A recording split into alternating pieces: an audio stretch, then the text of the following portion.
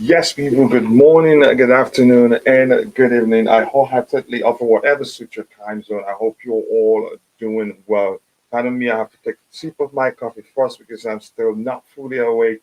I hope by the time we move on, I'll be good.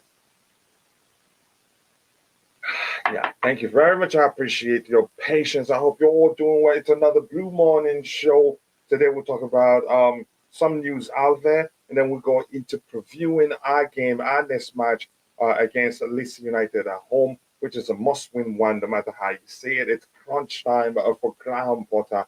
I wish him well because if he wins, my club wins, and everybody will be happy. I don't think necessarily if he wins that game, that guarantees him staying. Maybe or maybe not. I don't know what the case would be. And if you're watching, please do let me know if you can hear me talk. I'd really appreciate that. More importantly, thank you so much for finding the time to join the show. That does go a long way for us. And usually, again, as the tradition, I see your comment. I know you're the first person, but usually that reminds me of my brother and a friend, Liam Lane. Liam, if you're watching, I hope you're doing well. I will continue to pray for you. More importantly, it's a good thing to see I got a response for you from you, but I haven't had the time to read it because I'm preparing for the show. But that's, by the way, OCNO OC says hi. Hi to you too, OCNO. I hope you're doing well. It looks like this is your first time here, but you're welcome. Be sure to drop a like on the video and also do subscribe to the channel. Thank you so much for finding the time to join the show. All right, what's up, G?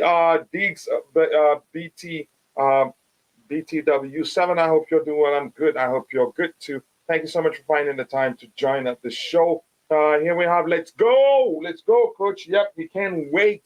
My brother, Briani Rahayu says, Let's go. Yes, let's go, brother. More importantly, I hope you're doing well, Briani. Please do let me know. Yep, let's go again. He can't wait. And here's another of my bro, Cash. Morning to you too, Cash. Naya, Nevadius. I hope your first name, I maybe until you teach me how to pronounce it. But more importantly, big up to you, Cash. I hope you're doing well. Thanks so much for finding the time to join the show. I appreciate that. What else do we have here? What do we have here next? This says, morning, Kuchila panel and chat. Morning to you to Santiago Muno. I hope you're doing well. I appreciate you, brother. Please do let me know that you're okay. Quite a lot to talk about today before we get into previewing the game. To me, it feels like it's going to be more of a battle between Tyler Adams and Enzo Fernandez. For me, to change my mind on Graham Potter, he needs to win 5 games of back to back. No excuses if not. That's why, again, I'm asking the question of what happens if he wins the next 2 games. Yeah, then that may well change everything for him. And apologies that there was no evening game yesterday because I looked at it and there were lots of APL games going on, and people do like to watch those games. And I'm supposed to be watching those games too. So I said, no, no evening show. And by the time the games end, it'd be too late for a lot of people. So I decided to forget about that, if that makes sense. Let's see what else we have here. Choma Yosef, good morning to you. Good day, everyone. And thank you so much for finding the time to join the show. I hope you're doing well. It looks like you're probably most likely be on your way to work or break. I don't know. Kachula, good morning. Good morning to you too, Chama. I appreciate you finding the time to join the show. Right now, I don't think we need to waste much of our time. We need to get into talking about the topics we have lined up because quite a few out there. Sorry again, just let me take care of something here quickly. Yeah, there you go. I think we're good. So let's get into talking about the topic. The first one here, it looks like the plan to build the stadium is in motion already. And this one for quoting the Daily Telegraph, Chelsea Dodgers. It says Telegraph Sport understand Telegraph Sport understand that knocking down Stamford Bridge and building a new stadium on the existing site is currently emerging as the most likely option, although a final decision is yet to be taken. This makes sense in the sense that if you look at it, I think it will cost even more to try to build around the structure we have there because you have to go through quite a lot of process for the foundation and all that. I don't think it's the same foundation. As much as I'm not an engineer, I know quite well that they're not going to build it on the same foundation. They have to restructure the foundation or redo the foundation for it to work Otherwise, they'd have to stick with the current plan and just check and then change the things around from an aesthetic perspective. So it doesn't make any sort of sense. So the most viable and probably the most likely to cost less will be to just break everything, knock everything down and build from scratch, if that makes sense. But that's, by the way, if you're watching already, we have 14 likes. If you haven't, take a second to drop a like on the stream and subscribe to the channel. If you haven't, my day off. Oh, wow. Nice to hear that. But more blessings to you. Big up again. Enjoy your day off. And I thank you so much for finding finding time to spend a few of the time you have with us. Big up Kuchula. Yes, a Stamford Bridge needs a renovation. Then should we call it renovation? A rebuilding at this point. If they're considering knocking it down, then it's a total rebuild. And I think that would be the better option. It would be more expensive because it would need more work to walk around the already existing foundation. So it wouldn't make any sort of sense to do that. The best option, the most viable option that will cost less will be to rebuild the whole thing. This one here, I think I'm going to be closing them out so I don't have too much open. This is a subsequent story following the previous story we talked about. This says that Chelsea board member Jonathan Goldstein and Janet Mary Smith are holding talks with the Chelsea pitch owner CPO and waiting to find out whether a 15 million bid to buy a plot of land next to Stamford Bridge has been successful. Yeah, because they want to expand it, probably the size of it as an should I call it the width, or I don't know whether to call it the width. Let's say the circumference, maybe that's maybe the better language to have enough land to build whatever edifice or structure that they want to build. But that's by the way we're moving from that one. This is also a follow-up story. We say Chelsea would ideally like to be playing in a new stadium in or around 2030, which means a big decision must be taken in the coming weeks and months. The planning process could take over a year. Yeah, it's not something you do in a rush. They have to consider the capacity. They have to consider the space they have and all those things. So the good thing is that we're moving towards that. We're a big club, and I think we need a big stadium to go with it. A meeting between the Chelsea board and the CPO are taking place. So, yep. But more importantly, let's start winning games right now. I don't want to say we're not going to eat a new stadium, but that's by the way. This here talks about Roman. It says former Chelsea bidder Martin Broughton. Roman Abramovich was trying to say to the fans that I don't want to leave. I want to make sure whoever takes over will have done what I would have done, referring to the committed 1.75 billion investment over 10 years. We knew that the conversations that they had then, we knew that the man didn't want to leave us. If anything, he sees, if he's again as he sees that it's really not worth. That is, when he realized that the possibility of him remaining the owner, it was practically wasn't there. He made sure. He sold us to somebody he believed would take good care of the club. This, as much as this is good news, it just reminds me how the man loved the club. It just reminds me of the fact that we're never going to have another owner who'd be like that. But I knew this was coming. I knew that someday there's a chance we get another owner who wasn't a fan before, an owner who doesn't prioritize profit. It's business now, and we have to learn to live with that. But that's, by the way, we'll move on from that particular topic to the next one. The next one here is Graham Potter's win percentage. And again, I don't want to talk about this one now. I think I'm going to leave that one and talk about it during the evening show. It was that was when I wanted to talk about it. But we move on from that one. Let's see what else we have here. Big up Akochila. Yes, Stamford Bridge needs renovation, and that's my bro, Willie Blessed. Willie Blessed, I hope you're doing well. Thank you so much for finding the time to join the show. I sincerely do appreciate that. Bianu Rahman said we need our stadium to be bigger than Arsenal's Emirates and Tottenham's White Hart Lane. Do we have enough space to do that? I really do not think so. If anything, if we wanted to measure this, probably we'll have to go higher if not expand again the circumference, if that makes sense.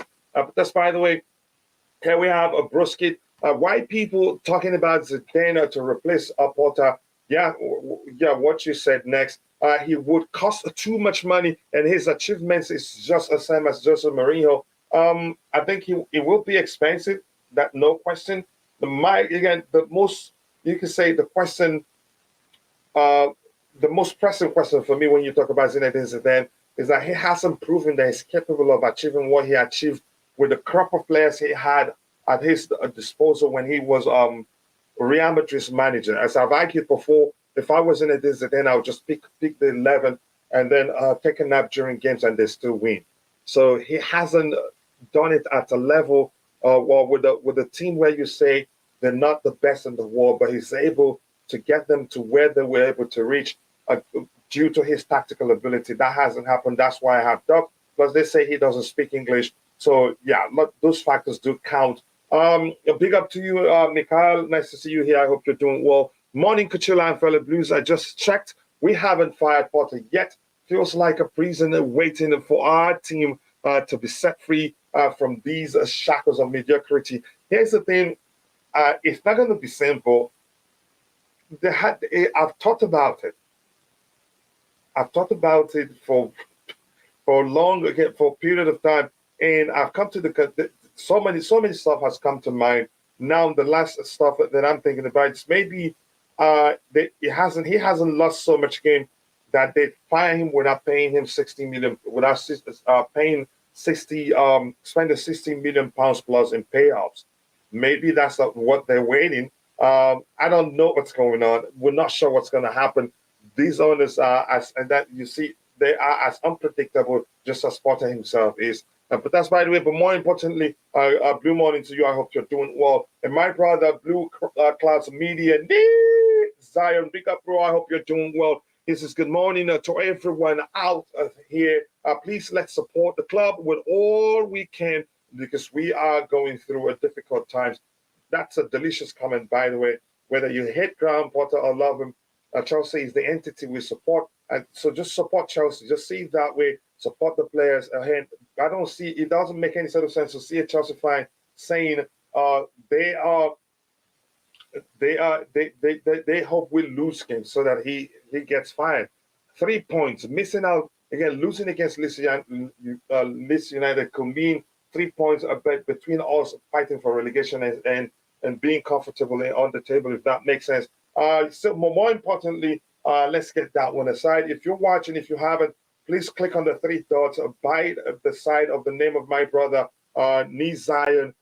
Go to channel, make sure to subscribe. And like I said, his channel has to be one of the big, fastest growing YouTube channels, Chelsea related content, again, football content channels in the world right now. The speed at which it's growing, you want to be part of it. Please go, make sure to subscribe. Let him know I sent you. And big up, bro. Much respect. If you can share the link to your channel, that would go a long way. Adebayo, Mike and Ju, my brother, nice to see you. Roman had a lovely design, the cathedral of football.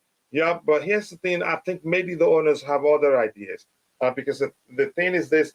If you give 7 different cooks the same amount of ingredients and say, cook me something, be specific about it, it will not taste the same, if that makes sense. But I get where you're coming from. Maybe they have something in mind, and you never know. We're not going to know whether we'd like that design better or maybe that of Roman until we'll see it. First day back to your channel. Big up to you, Real James. What happened? I had to avoid social media to get over Chelsea form. It's not easy. That shows your Chelsea wholeheartedly, your Chelsea through and through. Yeah, I understand how you feel. But again, welcome back. Yes, Zidane is very expensive, but he surely will bring something to Chelsea if he will be appointed. Here's the thing. What he brings surely is his pedigree. He won three Champions Leagues in a row. Correct me if I'm wrong. Plus, what other trophies did he win? That again, he has the pedigree, which means if he speaks at the dressing room, listen, which means we'll never have a problem of players questioning the pedigree of the manager because he's been there, done that as a player and as a manager, and he's seen it all. If that makes sense. Yep, we've read that. Yep, Chelsea knocking down Stamford Bridge and building a new stadium on the current site is emerging. Yep, we've read that too. And Bobby, how are you doing? I hope you're doing well. Thank you so much for finding the time to join the show. Smash the like button, people. We have 24 likes. Let's get it to 50 and 100 and even more as soon as possible. We haven't hit a 300 severally since the transfer window shut, but I know we can do that only if you believe we can. And I want to take this opportunity to say thank you to those that are watching but are not able to participate in the chat. I understand you also provide a great value to the community, but if you can do us one more favor, just take a second, click on the like button. It takes just half a second to do so. And believe me, nobody will know you've done that. But thank you so much for finding the time to join the show. We sincerely do appreciate that. 24 likes. Let's get the likes up as soon as possible. Just give me 1 second. Let me put up this poll. It helps. It does help remind people to keep liking the video. Just give me 1 second. I'll be back with you guys.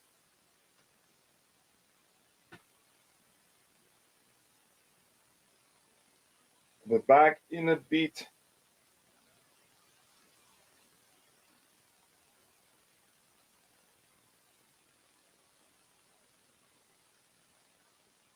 It's just more of a reminder. Okay.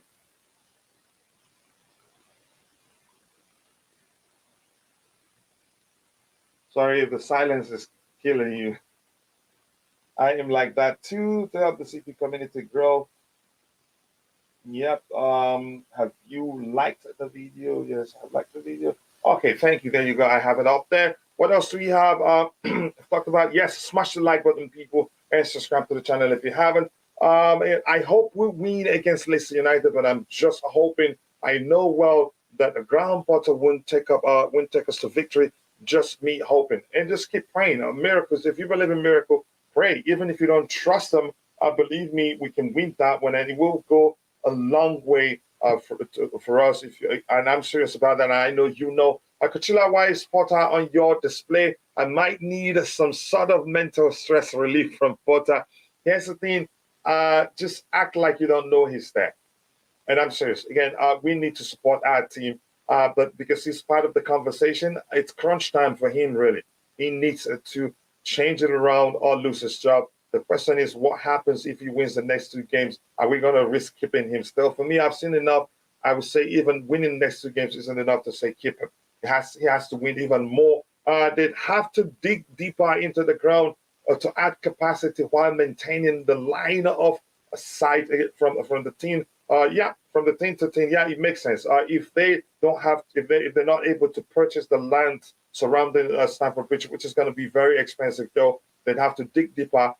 Become a different sort of type of stadium. The government and football authorities have stitched up Chelsea for years, trying to create problems for the club every season. If you're watching, if you haven't, take a second, drop a like on the stream and subscribe to the channel. For if the likes do go a long way. I fully support Potter, but his decision of starting Ziyech and Havertz playing 90 minutes, pisses you off.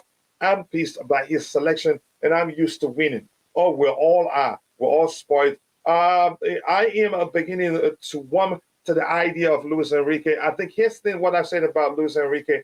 He's, again, a tiki-taka manager. He's Pep Guardiola, but a more pragmatic version of Pep Guardiola. That I've done my research. I didn't trust him before, but I've seen he's more pragmatic. He's pragmatic when he has to be. He's not too stubborn with it. It has to be beautiful or not. That's one thing I like about him. And Wally Waldo, once again, I want to thank you again for joining the membership. That will go a long way. Also, more importantly, for the plan of us supporting students monthly. And there's a new member. How do I call his name? I haven't seen the person in particular in the chat.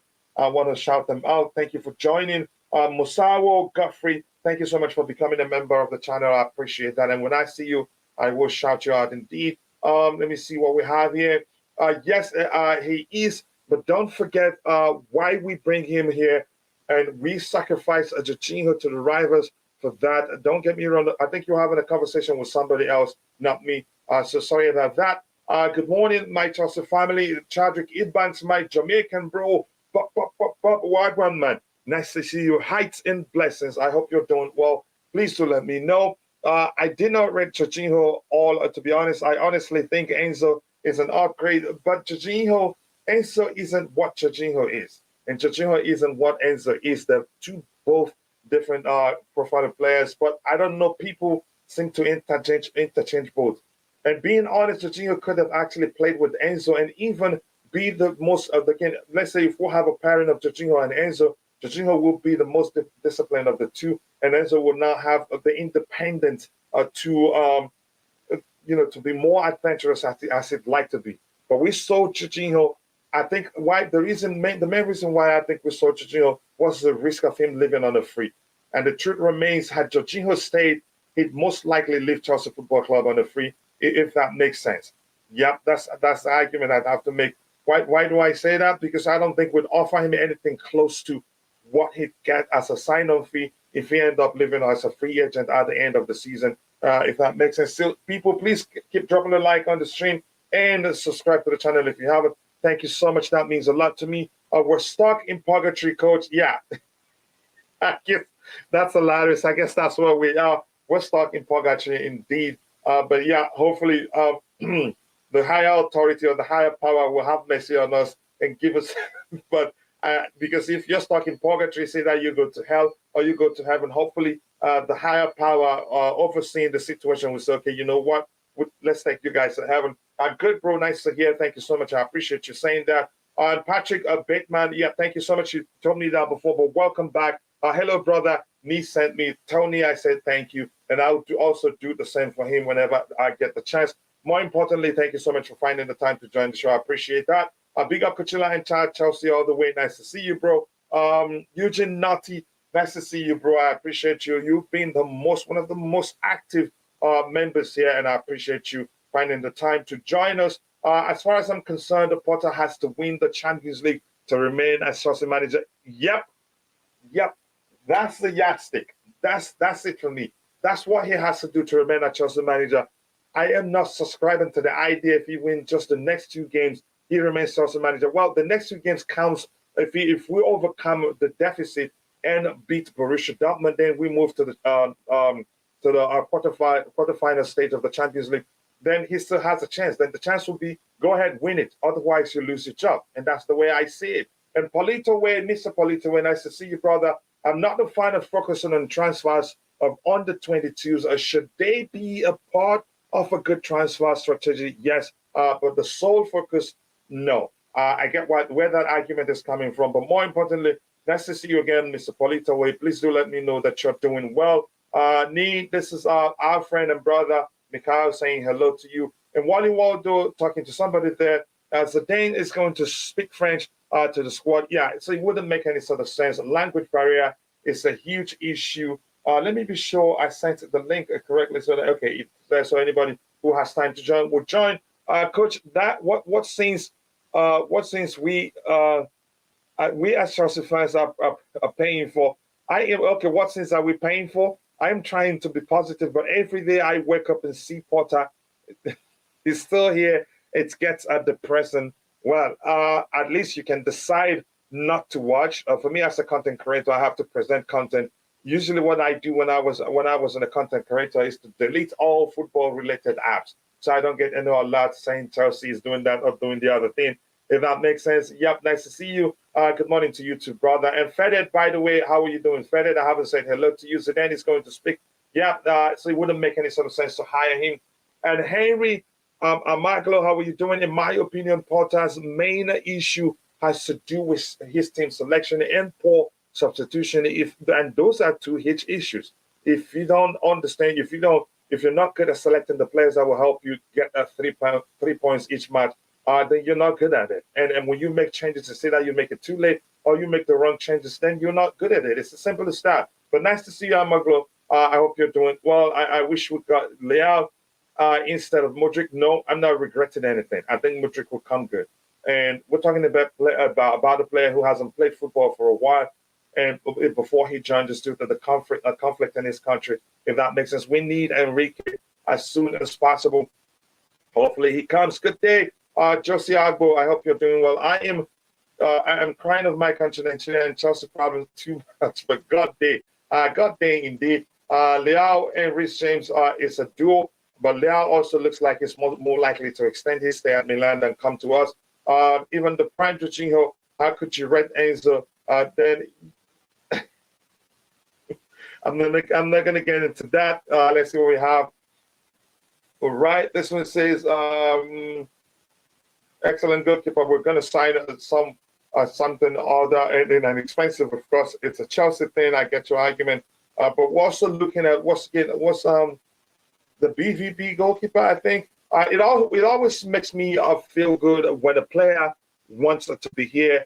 Big up Starling. Yep, I heard that too, and it makes me happy. Hopefully he comes good, because being here is one thing, but he has to produce a result. Otherwise, our players will still turn on him. I prefer Leao instead of Modric. That's you. To me, I prefer Modric really, and I still believe he'll come through, come good for us, if that makes sense. Let me see. I really do not want to talk about this one here, but for the sake of it, since it's open, we will look at it.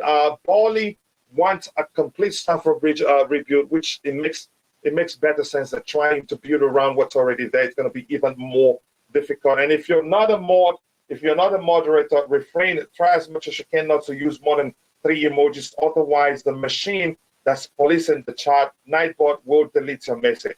If that makes sense.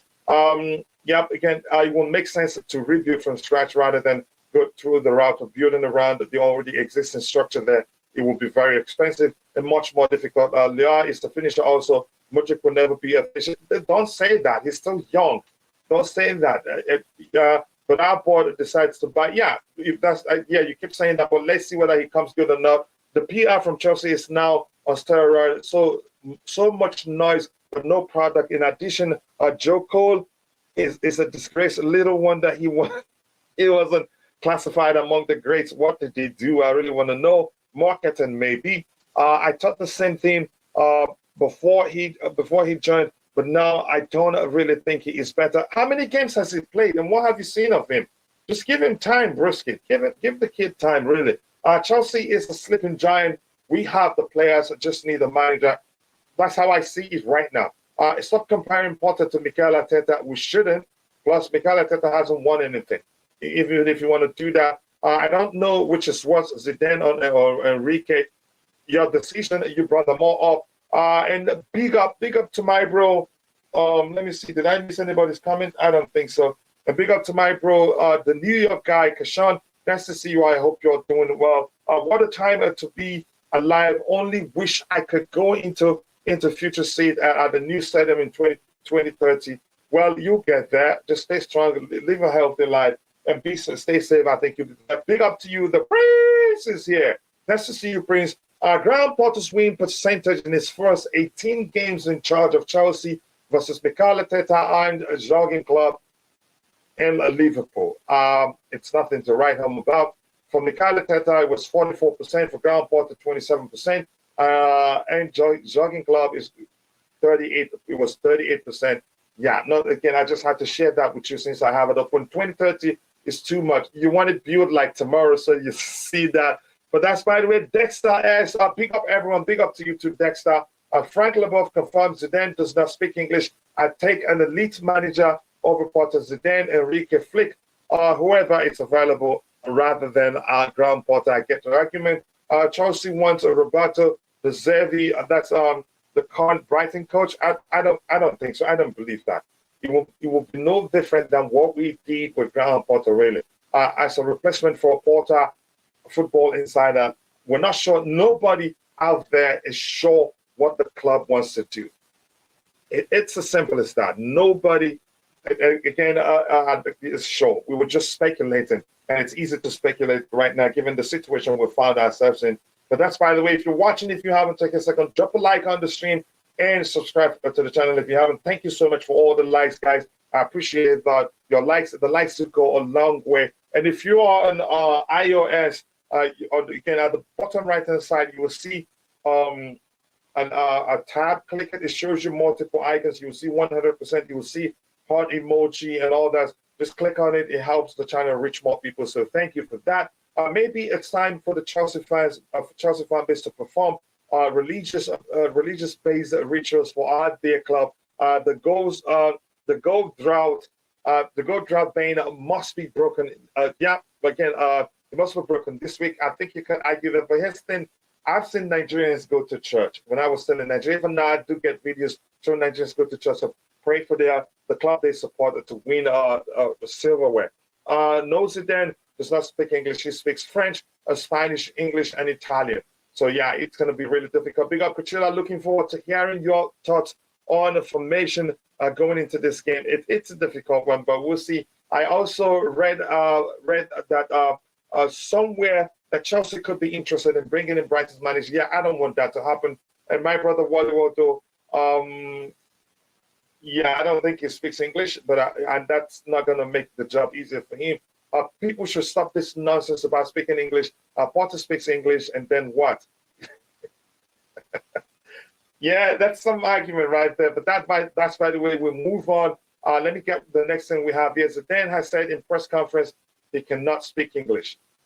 Yeah, if he wanted to come to England, he should have started learning English. Other managers do that. The goal trot is a important thing. Get a new gaffer, and the goal heaven will open. What a way to phrase this. I love that. Let's hire Southgate. Nope, I don't think he's actually not going to leave the England job. Plus, I don't think he'd be confident enough to say he wants to take that one. So look at it. I think, yeah, I said that we're looking at the BVB goalkeeper. His name, what's his name again? I forgot his name. Kobe. Kobel. Is it Kobo or Kobel? I'm not sure how to pronounce this. It's a potential destination for Kobo in the summer. But yeah, we don't know. It's Pisces quoting Blicht. I don't know how to pronounce that word. There are other goalkeepers I think that should be our first choice. But we have Christopher Vivell, who probably have watched him for a long time now. We do have good scout now, so they look at it and see what player suits the manager's preferred approach and the current project better. That's what they go for. Our scouts are lazy. We've changed the scout, and you should stop calling them lazy. We've changed the scout, and I think the new scouts, from what they've done so far in terms of the young players they've scouted and which side, I think they're doing a good job. To be honest, if Zidane wanted to really come to England, and manage a team, he would be here already. Yep, and he'd start learning English a long while, and not now. If that makes sense. He wants a PSG job, or maybe the French national team job. But let's see what he does.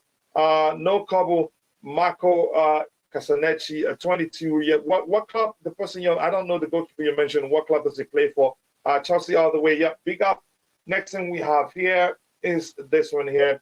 Chelsea want an improvement in result. That's nothing new there. We've heard that like a zillion times already. We've heard that like 1,000 times. But more importantly, people, if you're watching, we have 26 likes and you haven't, drop a like on the stream and do subscribe to the channel if you haven't. And pardon me, I have to take a sip of my coffee so I don't lose my voice. Thank you so much for all the support. The supports that do go a long way.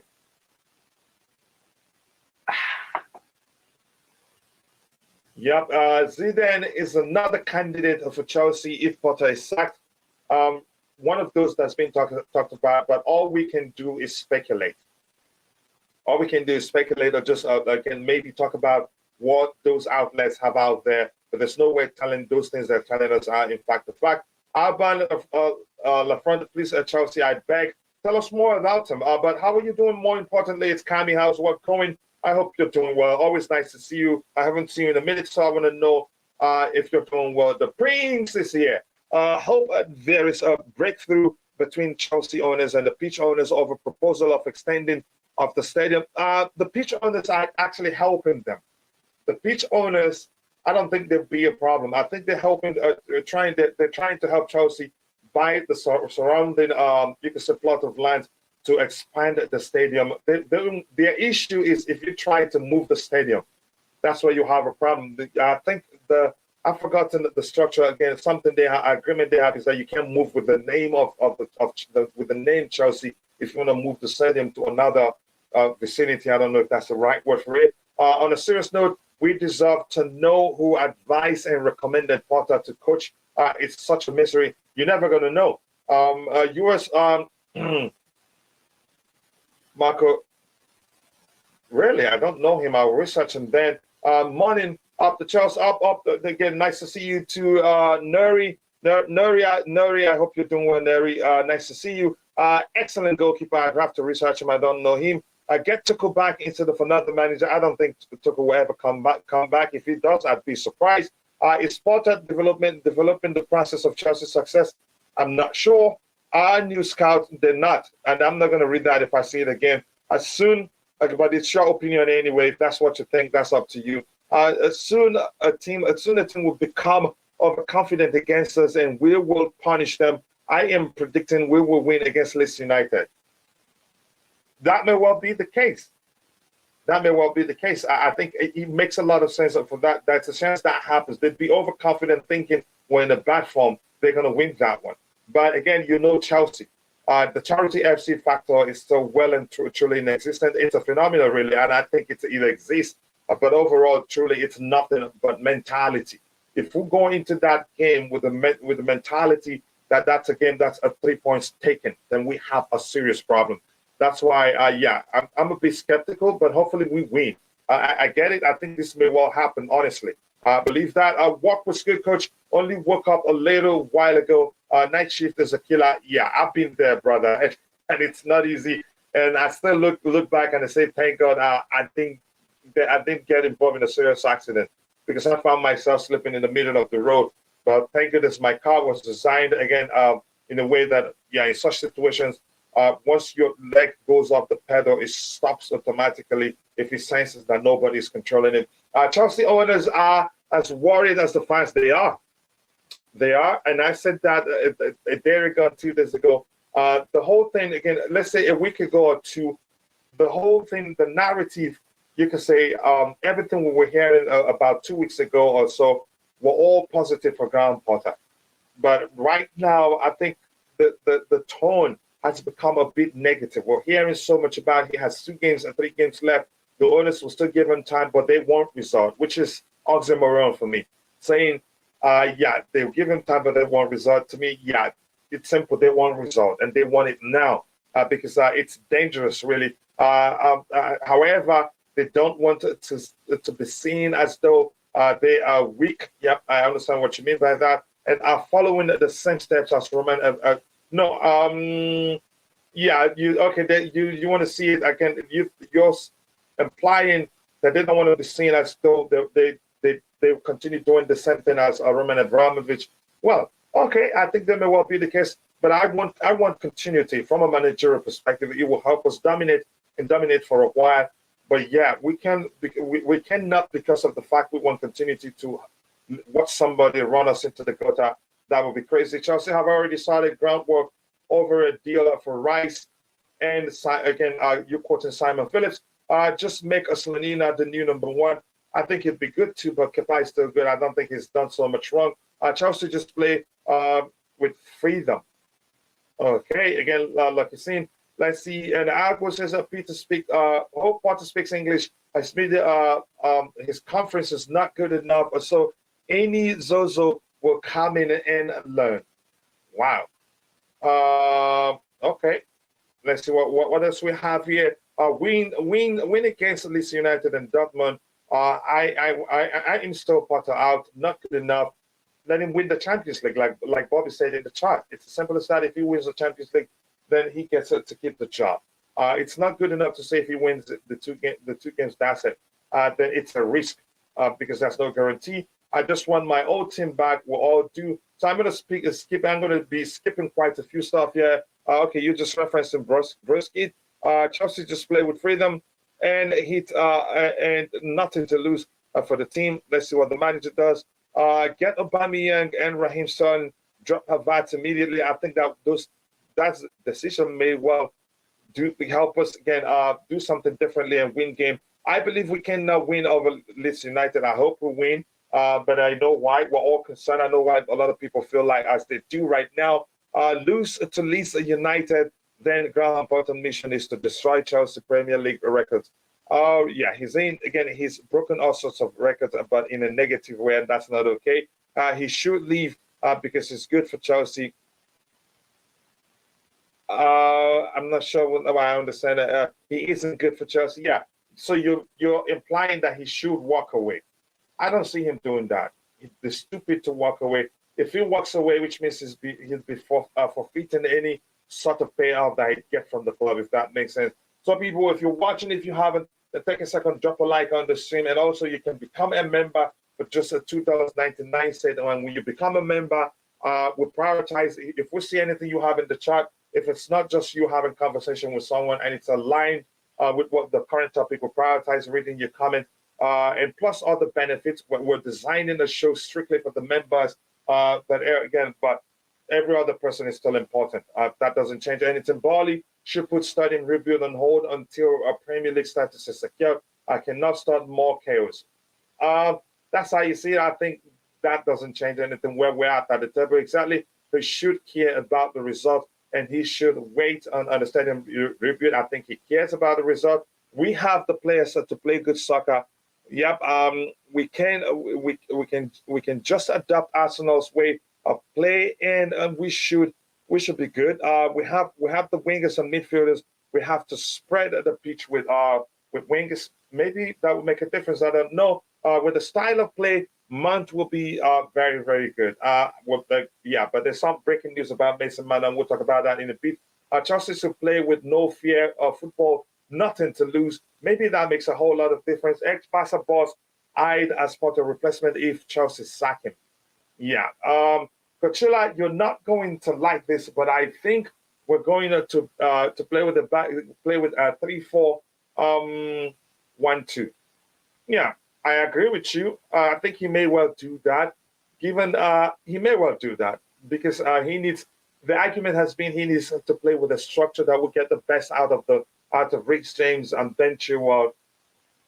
But the question is, because no matter how you see it, this will mean practically we're playing with just defensively minded players because the approach is with attacking intent.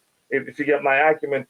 Now the question is, who are we going to play in the central area to make sure the defense is properly protected, especially in the absence of Thiago Silva?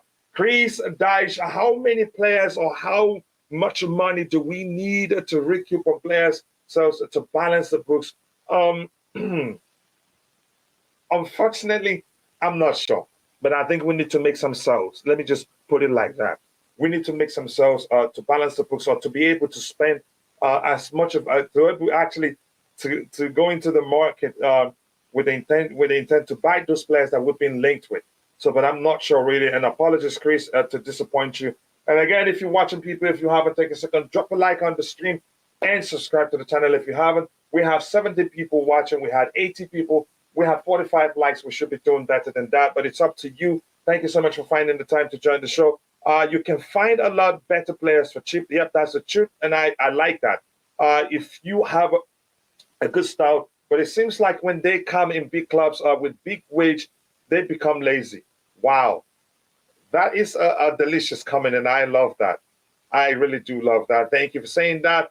Dexter Potter lost to managerless at Southampton. Sports with Conte at home in Italy, but people are confident he will beat a new manager bounce Leeds. You never know. With Chelsea, and I think it's always a spring of surprises when you least expect us to. I don't know. This is hilarious. I don't know what else to say, but I know fully well you understand my point. That may well be the case. Let's see what happens. But that's a good question, really, and a very funny one indeed. Of course, you're talking to Bobby Fairview there. You have pushed Leeds United back this weekend. We have to, but let's see what we do as a team. Grimsby and Sheffield United beat Southampton. In football, really, 1+1 isn't 2. We've seen this isn't the first time it has happened, and I know Chelsea all the way. You've played football, you followed football for a long while now to know in football 1+1 doesn't usually equal 2. But I get your point. I get where you're coming from.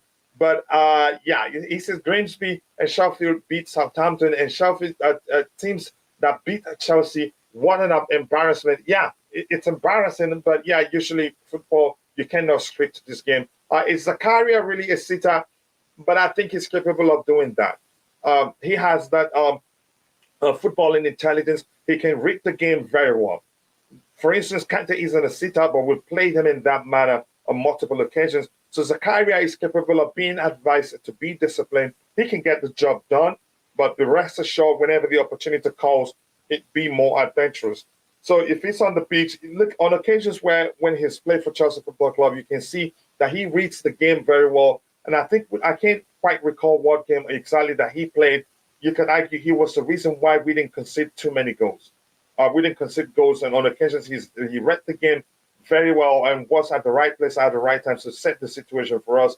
So yeah, I think he can play as a sitter, but traditionally he isn't one. He's more of a box-to-box midfielder than he is a sitter. But I think given what we have, if we deploy him there, it wouldn't hurt, really. It wouldn't hurt. I think he'd do well for us, if that makes sense. But I know you get my argument. Here we have, again, he loses the ball and tracking back early, just that done. Who you referring to? I think you guys are having a conversation there, and I should stay out of it and not to get myself confused. But that's, by the way, we moving from that. Let's talk about the next topic we have lined up here.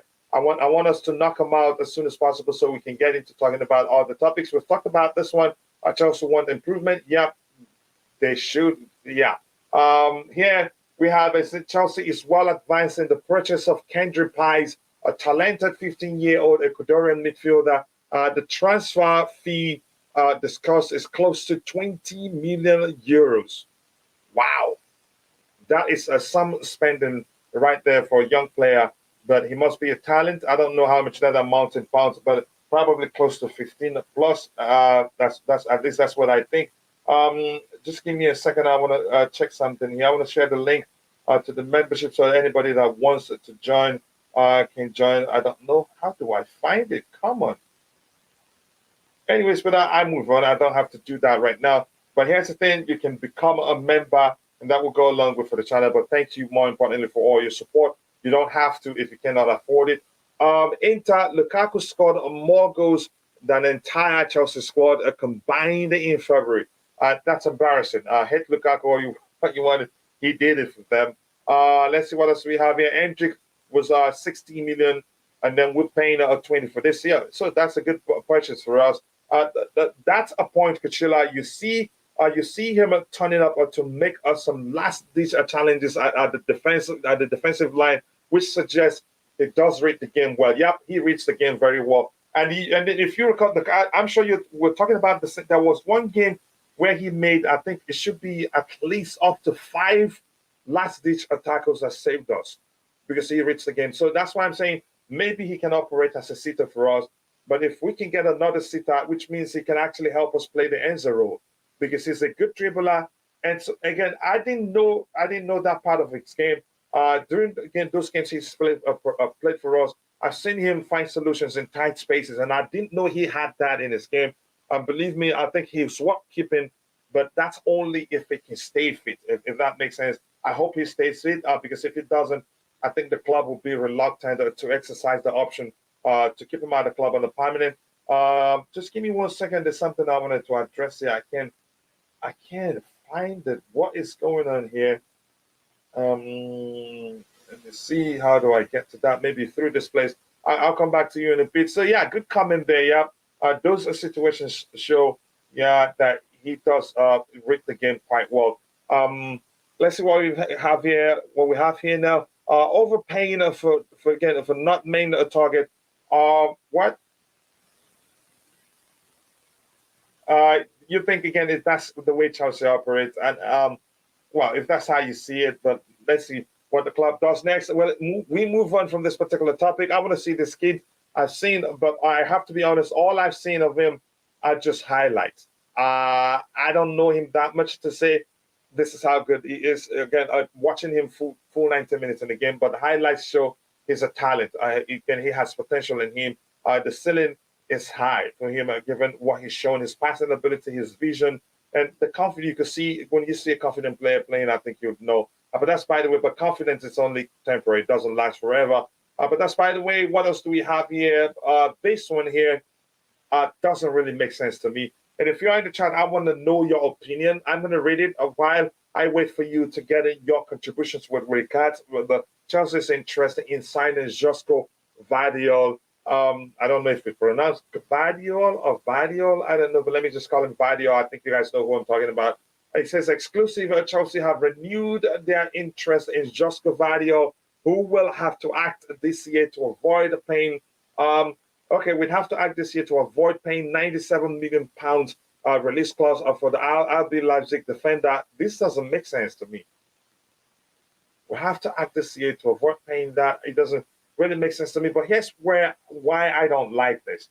I do not like this just because we have Levi Colwill, who's shown his quality. He's shown his quality at Brighton. Whenever you just watch him play, you'd see. I think if you ask two people what they do, whether they still go for Vadio or keep Levi Colwill, I'd say a lot of people will still say, yeah, they want us to buy Josko Vadiol instead, and probably because they've seen him at the World Cup. And had Levi Colwill gone to the World Cup and get a chance to play for England, a lot of people will be hyping him too. And they're both the same age. I think they're both the same age. Correct me if I'm wrong. Yep, I think they're both. Correct me if I'm wrong. I think they're both the same age. I have to check that quickly. I think they're both the same age, and I believe me, I think Levi Colwill can be as good as Vadio, and it doesn't make any sort of sense to pay that much money for Vadio, even if it is 60, 70 million. And remember, we still have Badiashile, who's shown actually he's a good player. He's an excellent player on the ball and can only get better. Vadio is 21, so let me check Levi Colwill's age so I don't mix them up here. Levi Colwill. I'm sorry, I get to that in a bit. Levi Colwill age 20. So Vadio is a year older, but they're both in the same age bracket. So I wouldn't make any sort of sense to pay that much money for Vadio, but we already have Badiashile at the club. We also have Levi Colwill, who I believe the club will push will most likely bring back and have him join the first team in the coming season. So that wouldn't make any sort of sense. And Martin Shipanga Martin says Porter's new name is on the fire, Graham Porter. Yeah, I get it. He's on the fire no matter how you see it. Coach, you think we switch to a back three now? Here's one thing I want to say. Quoting Roger, I would say Graham Porter is predictably unpredictable. There's no telling what he'd do. When you think he changes around to maybe get a good result, he does the same thing he did the last time. So I'm not going to hold my breath on that to say he switches formation. Zacharias' speed is also underrated. Wow, yeah, he's a quick player and his acceleration too, not just the speed overall. So why is Porter pushing cover and Ruben Loftus-Cheek as a pairing with Enzo? That man just doesn't seem to be able to do the obvious to help him actually succeed, to save his own job. I don't know. It just seems as if he wants to get fired. I don't know if that's the case. But here's the thing. There's a chance also because we'll have to look at things from all angles, not just jump to conclusions that he doesn't know what he's doing. There's a chance that maybe Zakaria isn't fully fit yet, or maybe wasn't fully fit. That's why we saw that pairing. And by the way, you can't argue Loftus-Cheek. The last time, the game before that one that he was paired with Enzo, he did an okay job as a makeshift midfielder, actually, because he's not a deep line midfielder. He did an okay job, kept it simple, but again, the last time, it didn't work. Really. Eugene Nativadio is best CV in the world. No doubt. Please, you must watch more games of football instead of make some comments. What are you talking about? Do you think you watch more football? To me, I know Vadio, I know Levi Colwill, but does it make any sort of sense to pay anything north of 50, 70, north of 17 million for Vadio when Levi Colwill and we already have Badiashile? It doesn't make any sort of sense. And if you sign him, just say goodbye to Levi Colwill. And he's a good player too. And we just been, how many defenders are we going to have at the club? That's my argument. You don't watch more football than I do if you want to get into that argument. Kuchula, how many CBs you think is enough? Yeah, exactly. That's what I'm asking. I don't think we need more. I think we have enough. If we're planning on bringing home left center by Levi Colwill, then why should we sign another player? Even though except if we get rid of maybe if we sell what's his name, Khalidou Koulibaly, then I could say, yeah, go for Vardy so that we can make up numbers. But right now, it wouldn't make any sort of sense. It would be just we'll have a bloated salary to deal with because Vardy, his salary won't be cheap because all the clubs are also looking at him, if that makes sense. No more transfers except for it. Yeah, exactly. Let's go for players that make sense. We don't have a traditional DM. Kante isn't a traditional DM, but he's able to fulfill that role because of he reads the game and he's good at breaking opposition play. If that makes sense. No more transfers. We need except the DM. Yep, we're stuck on defensive, particularly with Colwell coming back. The PlayStation culture needs to stop now. Yep, that's the truth. Even if we can afford buying Vadio, we shouldn't. Don't compare Colwell with Vadio. It's a crime, bro. I love you, but it's a crime. I'm not comparing them. I'm just saying they're about the same age. And again, Colwell can do an equally good job. Yeah, it's as simple as that. But I think the World Cup hype makes it different for a lot of people. Next season, I do not want a lone player in our team. Abroad again, we seem to be struggling anytime we have a lone player in our team. Really, if we cannot service the strikers we aren't going to service an expensive new arrival either. Yeah, it makes sense. We have to solve our problems and not just sign players because we can. Kuchila, if Chelsea play a back three, then two CBs will be needed. That's a solid argument. If we buy overrated and overhyped Fofana for 18 million, this is a garbage. This is a garbage for Vadio. If the club wants him, I can't stop that. But I have every right to present my argument. Vadio and Badiashile will be good pairing, but don't. Yeah, you could say Vadio is he's versatile. He can play on the right hand side or on the left hand side. Harry Maguire, glad again we have to change mentality to win Barcelona, Newcastle. Yeah, Lucky Sin, how are you doing? I hope you're doing well. This one here, again, only way this works is for Sir Koulibaly. Yep, to reduce the wage bill to accommodate because Vadio is not going to go. He's not going to come for cheap, if that makes sense. And Colwell's new deal. Yep. Let's see, what do we have here? Glad it's about a fight as a team. Harry Maguire, okay, you started again. Colwell is better than Vadio again because he's already has Premier League experience. But that's no guarantee. I get your argument. Haven't played in the Premier League is no guarantee. But yes, for me, I'd say bring back Levi Colwell and please forget about Vadio. He's going to be an expensive purchase because he adds to the salary to the wage bill. And plus, we're trying to balance the books already, people. So we shouldn't be doing that. If you're watching, if you haven't, take a second, drop a like on the stream, and subscribe to the channel if you haven't. And please, the likes will go a long way. We have 52 likes, but we should be doing better than that. Yes, Eugene, you slug it out with your friend there, but keep it civil. Please don't be abusive to each other. What a topic to start, Roger. Pop, my friend here. Roger, how are you doing? And brother, by the way, how are you doing, Roger? I hope you're doing well. Hola, señor.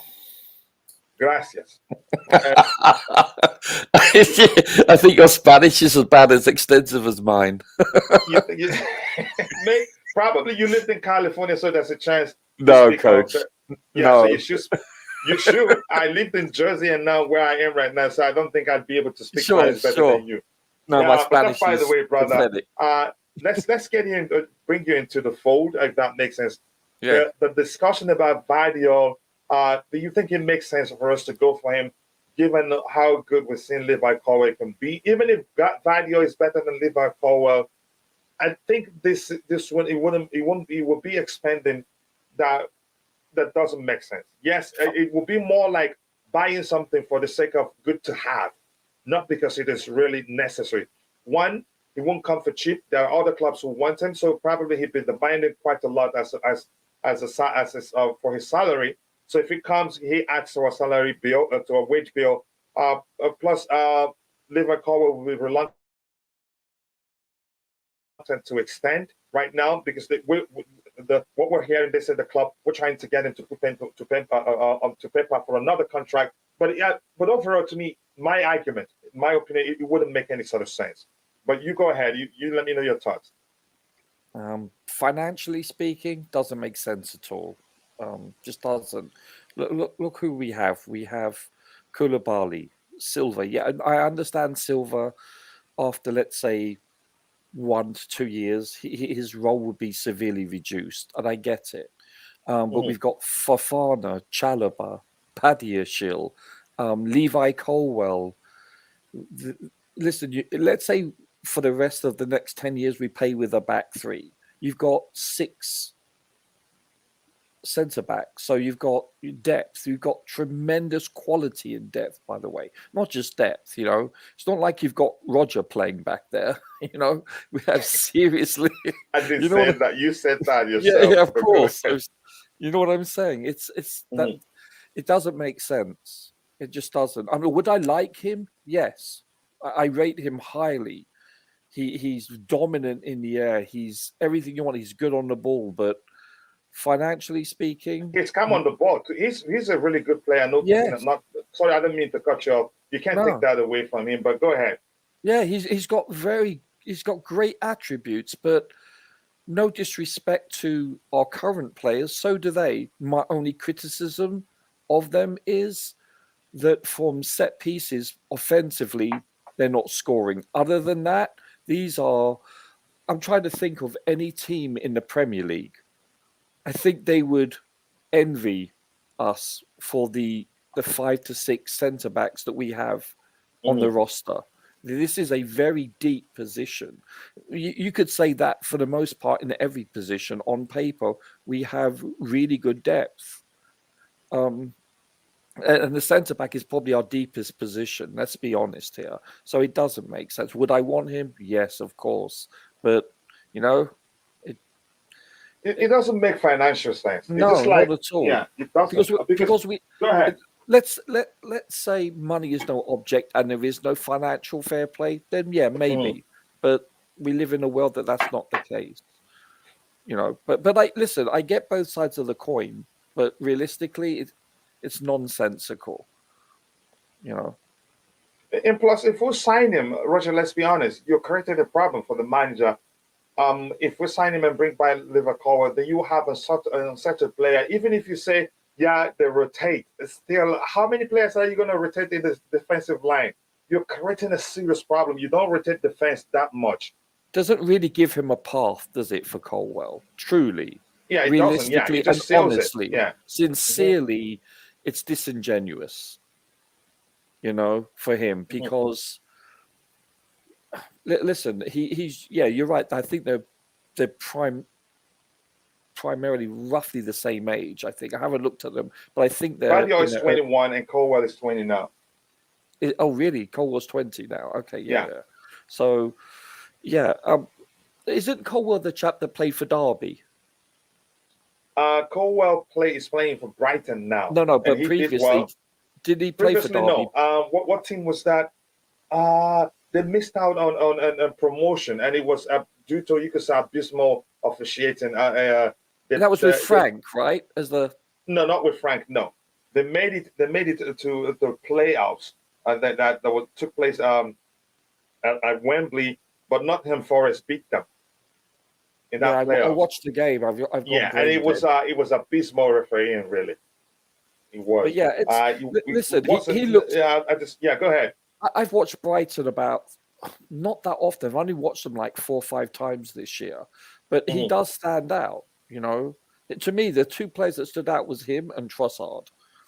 He's an excellent player, and if you're watching, if you're a Vadio fan, I'm a big Vadio fan too. But we have to be objective here. What makes sense for the club? It wouldn't make financial sense. It's not going to come cheap. He would cost probably realistically 80 to 100 plus. So why when we've got someone that Colwell is from our academy, he cost us, other than his tuition and so forth and salary, he's cost us 0. So no, it doesn't make financial sense. I think I've seen Neri, the name you were looking for, Roger. Sorry, I didn't mean to cut you off. Yeah. Huddersfield. So that playoffs was between Huddersfield, and Nottingham Forest. Yeah, he was excellent for them, and he scored an own goal in that final. But look beyond it. It wasn't again. It was a mistake. Really, he knew nothing about it. Yeah, But that's right. He scored yeah, an own goal inadvertently. He had a good game, actually. he had a He good had a game really, overall. yeah. But the referee was abysmal, really. The officials were abysmal. They Huddersfield, were the that's better right, yeah. side, but technically the better side won. But in terms of who played better, they played better, but they didn't win. Go ahead with what you were saying. Yeah, and he had a solid game other than the own It did, goal, which yeah. is unfortunate. I remember the game. Mm. But yeah, no, our depth is really solid. I'm sure people like Bobby and De Klerk would concur. I think if you look on paper, and I know the game isn't played on paper, and yeah, you have to eventually throw Silver out of the equation, but you're looking at 5 really solid Premier League proven players. And Hmm. listen, but Badiashile is so young. He hasn't even, he's 21, I think, right? They're And around that. yeah, and he has yet to reach his peak by a couple of decades. I'm laughing, joking, And obviously. I think we're probably underrating him because of how much we paid for him. It's Yeah, a Chelsea thing. you've got Fofana, who's 22. You've got Badiashile, 21. Yes, Koulibaly is 31. Thiago Silva is 38. But Chalobah is what, 23? So you've got 3, and then 4 actually when you include Colwell, that is 23 and younger. That's a Hmm. serious base, foundation to have for centre backs of this quality, by the way. They're not a bunch of Rodgers out there. They're a bunch of really good players. So, it doesn't make sense, And Koulibaly, if he stays, he's got realistically 3 to 4 years, assuming obviously if he stays healthy and doesn't have a career-ending injury. You've got that transition because you must have, shall we say, a veteran experience within each level of the team. And he provides that. Obviously, so does Thiago Silva. So you've got Hmm. that transition by the time he retires or is sold, that the youngsters now they'll have 3 or 4 years under their belt. So there is that transitional period. Yeah, I don't see why we need him. yeah. I And would you love, could I would love argue, him though, Coach. I would love him. Don't get me. I I'm not. would, yeah. I If don't let's mean to. assume, go I ahead, don't go mean. ahead. I don't mean to diminish Badiashile. I'm not. I don't mean it in that context because I rate him as an amazing player, but it's not necessary based on the fact that we have well, not great. We have very good players with us, nearly as good as him, if not equal to him. Hmm. That's what I feel. Here's what I'm going to say. I'm going to say this. I'm going to try and catch up with what we have the chat in the chat. Let's assume if we're not looking for a DM, if we're not looking for a central attacking midfielder, if we're Yeah, not looking for a number 9, those are 3 key areas that we need to sort out. I'd say go for him. Go for him. And whoever decides they can withstand him being part of the club and we be overloaded can leave. But more importantly, I wouldn't look beyond the development of Levi Colwell because if yeah, it occurs to exactly. Levi Colwell that he's not going to come back because we signed somebody for that amount of money, he'd look to leave the club. Gone are the days when even the kids are not that loyal. They look for because if they look back, they can find cases of young youth players who hasn't made it, who didn't make it at Chelsea because they waited and were They need hoping a for it. path, Coach. They need a path. Exactly. So they need to see the path. If they don't see it, it Yeah. becomes a problem. So, like I say, if we don't have Levi Colwell, if we don't have a situation where we need to sign a traditional DM, if we're not in need of a central attacking midfielder who can have double digits in terms of assist by the end of the season, if we're not looking for a number 9, then I say go for him. But right now, it's a purchase that doesn't make sense, and we've spent too much. If we're going to add him to what we're going to spend, it will be very difficult to cope with. So thank you so much, guys. Let me try and catch up with what we have in the chat. I'll come back to Roger in a bit again. Let's see. We don't need a striker because Nkunku is coming. Yeah, you could argue that, especially if Potter is still the manager, because Potter doesn't look like he plays with a traditional number 9. He has that in common with Thomas Tuchel. What we need is a striker plus Lukaku. Plus a who? No Okay. swearing, Coach. No, but that's, by the way, he's entitled to all his opinion. We're fighting about CB's when we should fight about your team and winning. Yeah, maybe that's what we should be doing there.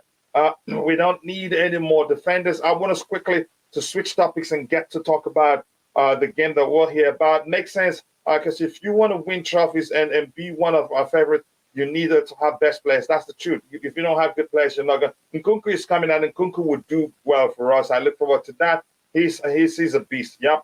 I would take Vardy on a free transfer. Yeah. Yeah, exactly. That makes sense. I hear you. Yep, I'll take a take free him on the Ferrari also. Yeah, and Eugene says, don't worry, Real Madrid will buy him and they will win again, again in the Champions League. Chelsea are preparing to sign Osimhen, according to Calcio Mercato. Wow, that would be some spending. That would be so. You have to prepare, but you have to deal with the Napoli president Laurentiis, and it's not the easiest to negotiate with. Exactly. And he said openly, they're not looking to sell them. They will give them new contract, and they're good at giving new contract. I don't think they'd sell him. He's their best player now. He scored in how many games in a row? I think 8+ games in a row. They want to keep him, honestly. But let's see how this through. Yeah, thank you for that. It doesn't make sense. We'll talk about trophyless in future again and again. I get your argument. Tino Angelino was on loan there with him. Oh, yeah, I remember that too. And Major, KB Major, what does coming from the academy have to do with anything? Judge them by their quality. Yeah, but we're talking mainly about Levi Colwell's quality, not because it's an academy product. It may be somebody else said something. The only reason why I mentioned academy is because we didn't pay anything for him. I mean, yeah, we pay for his education and salary and so forth, but we didn't have a does that make sense? He basically is all profit if we ever sell him. You know, so that. But more importantly, he's good. Yeah, well, of course, yeah, of course. I mean, how many games have you watched of Brighton this year, Coach? Since he joined them, I've watched a few. Yeah. And I usually, again, except if I'm tired after the Blue Morning Show, after Chelsea show, usually I miss games. But sometimes I have them all. I record a lot of games, so I do watch them. He stands out, doesn't he? Yeah, he does. Again, unfortunately for him, the injury cut short his brilliant form. But I think he will come back the same. I don't know when he's going to be back. I'm not sure. I'm not sure when, really. But I trust him. I think he'll be good. He's still very young. At 20, he still has a long way to go. So injury wouldn't be a huge. Yeah, it will not be a huge setback for him. But again, let me complete what Major wrote here. Personally, I agree. The best reason for not getting Vardy is financial. Fofana and Vardy, those are good, especially. But the Sheila has proven to be some signing, really, and given how much we paid for him. If we sign Vardy, then we should loan out Trev and sell Koulibaly. That has to happen first before we're able actually to buy them. Let's see what we'll have here. Why don't we play 4-3-3? I don't know. I think 4-3-3, you'd have to have a traditional DM, and it's not an easy one to get the player to start playing and implement it effectively. Another day, another loss for Chelsea. Kim, so how are you doing, brother? It's been a minute. Please do let me know you're doing well. I haven't seen you in a while. I hope we don't lose. Hello to you, to Kim. So with all these signings, wonder, then we're definitely playing it. We're playing 2-6-6. Our last UEFA Champions League game is soon upon us. I hope that's not the case. And Bobby Fairview, my bro and friend, again, we have an offensive issue. Defending, to Potter's credit, hasn't been a problem. Yeah. And at least, Roger, are you surprised seeing Bobby give Potter some credit? So Bobby Fairview's account's been hacked, huh? You want to ask him his ID? Yeah, no kidding. No, seriously, our defense for the most part hasn't been an issue. It's been the lack of scoring. And why do you think the defense hasn't been an issue? Because we started playing with a 4-2-3-1 structure. Yeah, I knew you were going to say that. We know English. It is. It's a sexy formation, but I have one issue. It's like it's time for reason. Go ahead. Let me let you drop. If you look at Dortmund game, I was listening to a couple of I don't know whether it was ESPN or BT or I forget which one it was, and they're Mhm. saying creating chances isn't an issue for Chelsea. It's them being clinical. They're missing opportunities, and that's our problem. That's been our problem. Well, not just under Potter. It's been our problem for quite a long time now. But it seems to be accentuated more. Definitely. I mean, we only have one goal in February, so guess which goal of the month is for February? Not much of a panel needs to decide and vote on that one. Mhm. Did It's you see Bobby Fairview's response no. What for did us? he say? He What did he says, say? "I have Potter's credit, not Bolly's." So he's still on Bolly's case. Yeah, yeah. But go ahead if you were still talking. No, he's right though. Defense really, we've been quite good actually defensively. Has there been a few issues? Yeah, but for the most part, we have played quite solidly. It's just going forward. Listen, our midfield seems to be an issue. I get that. It's got holes in it. Like if you look at And the that's last why I'm few. concerned about us playing with the back three. Yeah, no, I get it. I get it. Mhm. Listen, you can look at pros and cons of virtually any formation that we play. You can see positive and negatives. But our defense, we need to sort that out. But also, additionally, we have to sort out. I don't know about you, but I have no confidence of where our next goal is going to come from, other than an own goal. Oh yeah, Seriously, I yeah. don't. I have No, no. yeah. Until they convince me otherwise. I don't see any player either in the defensive line, the midfield, the front three, and a quote unquote number 9. I don't see anyone that is in form and is clinical currently. I just don't. Now it's true, it can happen. You score once and then they come in bundles. I get that. I Mhm. understand that. But currently, as we look at the last X amount of games, I have zero confidence in our ability to score. But let it start happening over like yesterday. Or last week, Mm. Yeah. So I just don't. I'm let being them honest start with you. scoring like yesterday. Then like last week. Let me catch up with what we have in the chat. Yeah, ladies and gentlemen, thank you so much. Now I'm sounding like my friend Mies. Again, thank you so much for all the likes. I think we're 60 likes and we're not far away from 100. Let's get it to 100 as soon as possible. We have Rodrigo in the Yeah. house. I'm Yes. never going to call him Rodrigo again. Yeah. Big up again. I'll get your thoughts on the video argument. Then we'll move on from there Hola. as soon as possible. So, Bobby, thank you for that. It says, I think Porter should stay. What is it? Should stay at least 2025. Then make a judgment. And he's laughing after saying that. It may well happen. You don't know. You don't know. He may well stay because it's not up to us. Aubameyang is a striker, but Porter is just. I wouldn't use the term disrespect. I'm surprised that even during the last game he had to wait until the 80th minute or so to bring him on. I think Aubameyang can actually help us. But the question is, Coach. if we start Aubameyang, will he get the services? Because the way Right. we play, I think he still struggle. And remember, I've said this a billion times. His struggles at Chelsea isn't down to him. It's down to the way we play. And after all, Potter wasn't the person that signed him. So I really do feel bad about his situation Yeah. because I know I he can feel still bad put for away him. the chances if he gets it. Yeah, go ahead, Roger. You wanted to say something. So, yeah, I want to say two things really briefly. First of all, he has had a few opportunities, very few. I get it, but he's missed them. But my question is to both of you: if you were the manager, would you start Pierre-Emerick? Given the players we have, he gets opportunities. Let me just put it that way. I wouldn't say he's going to be the regular starter.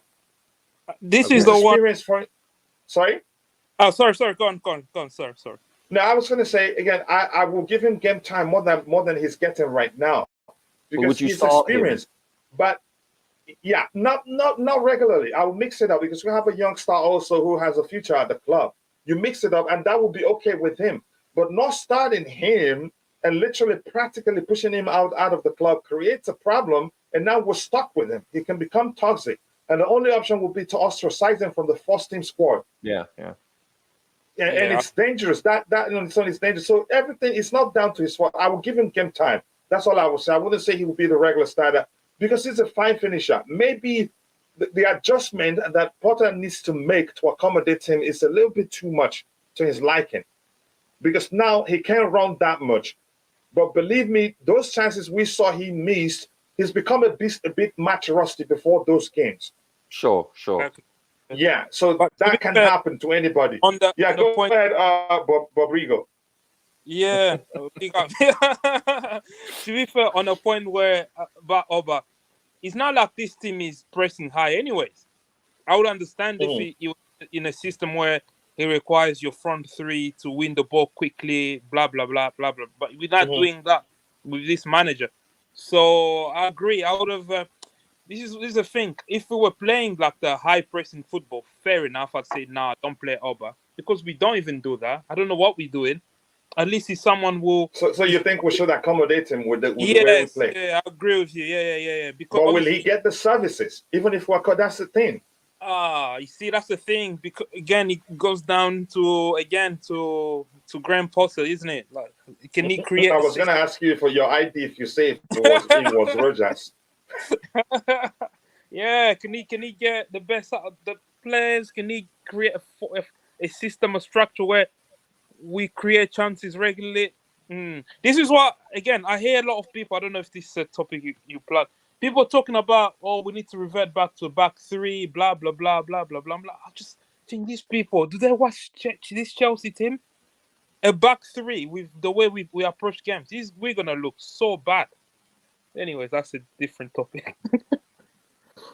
You know what though? We used to press higher when we played people like No, but Mount. go When ahead. he Go ahead. What you're started, saying. So we used to press more with people like No, it's not about pressing more. It's about when we press, we do sometimes, but it's about the structure in how you pressing. So, for sure example, I've seen coordination.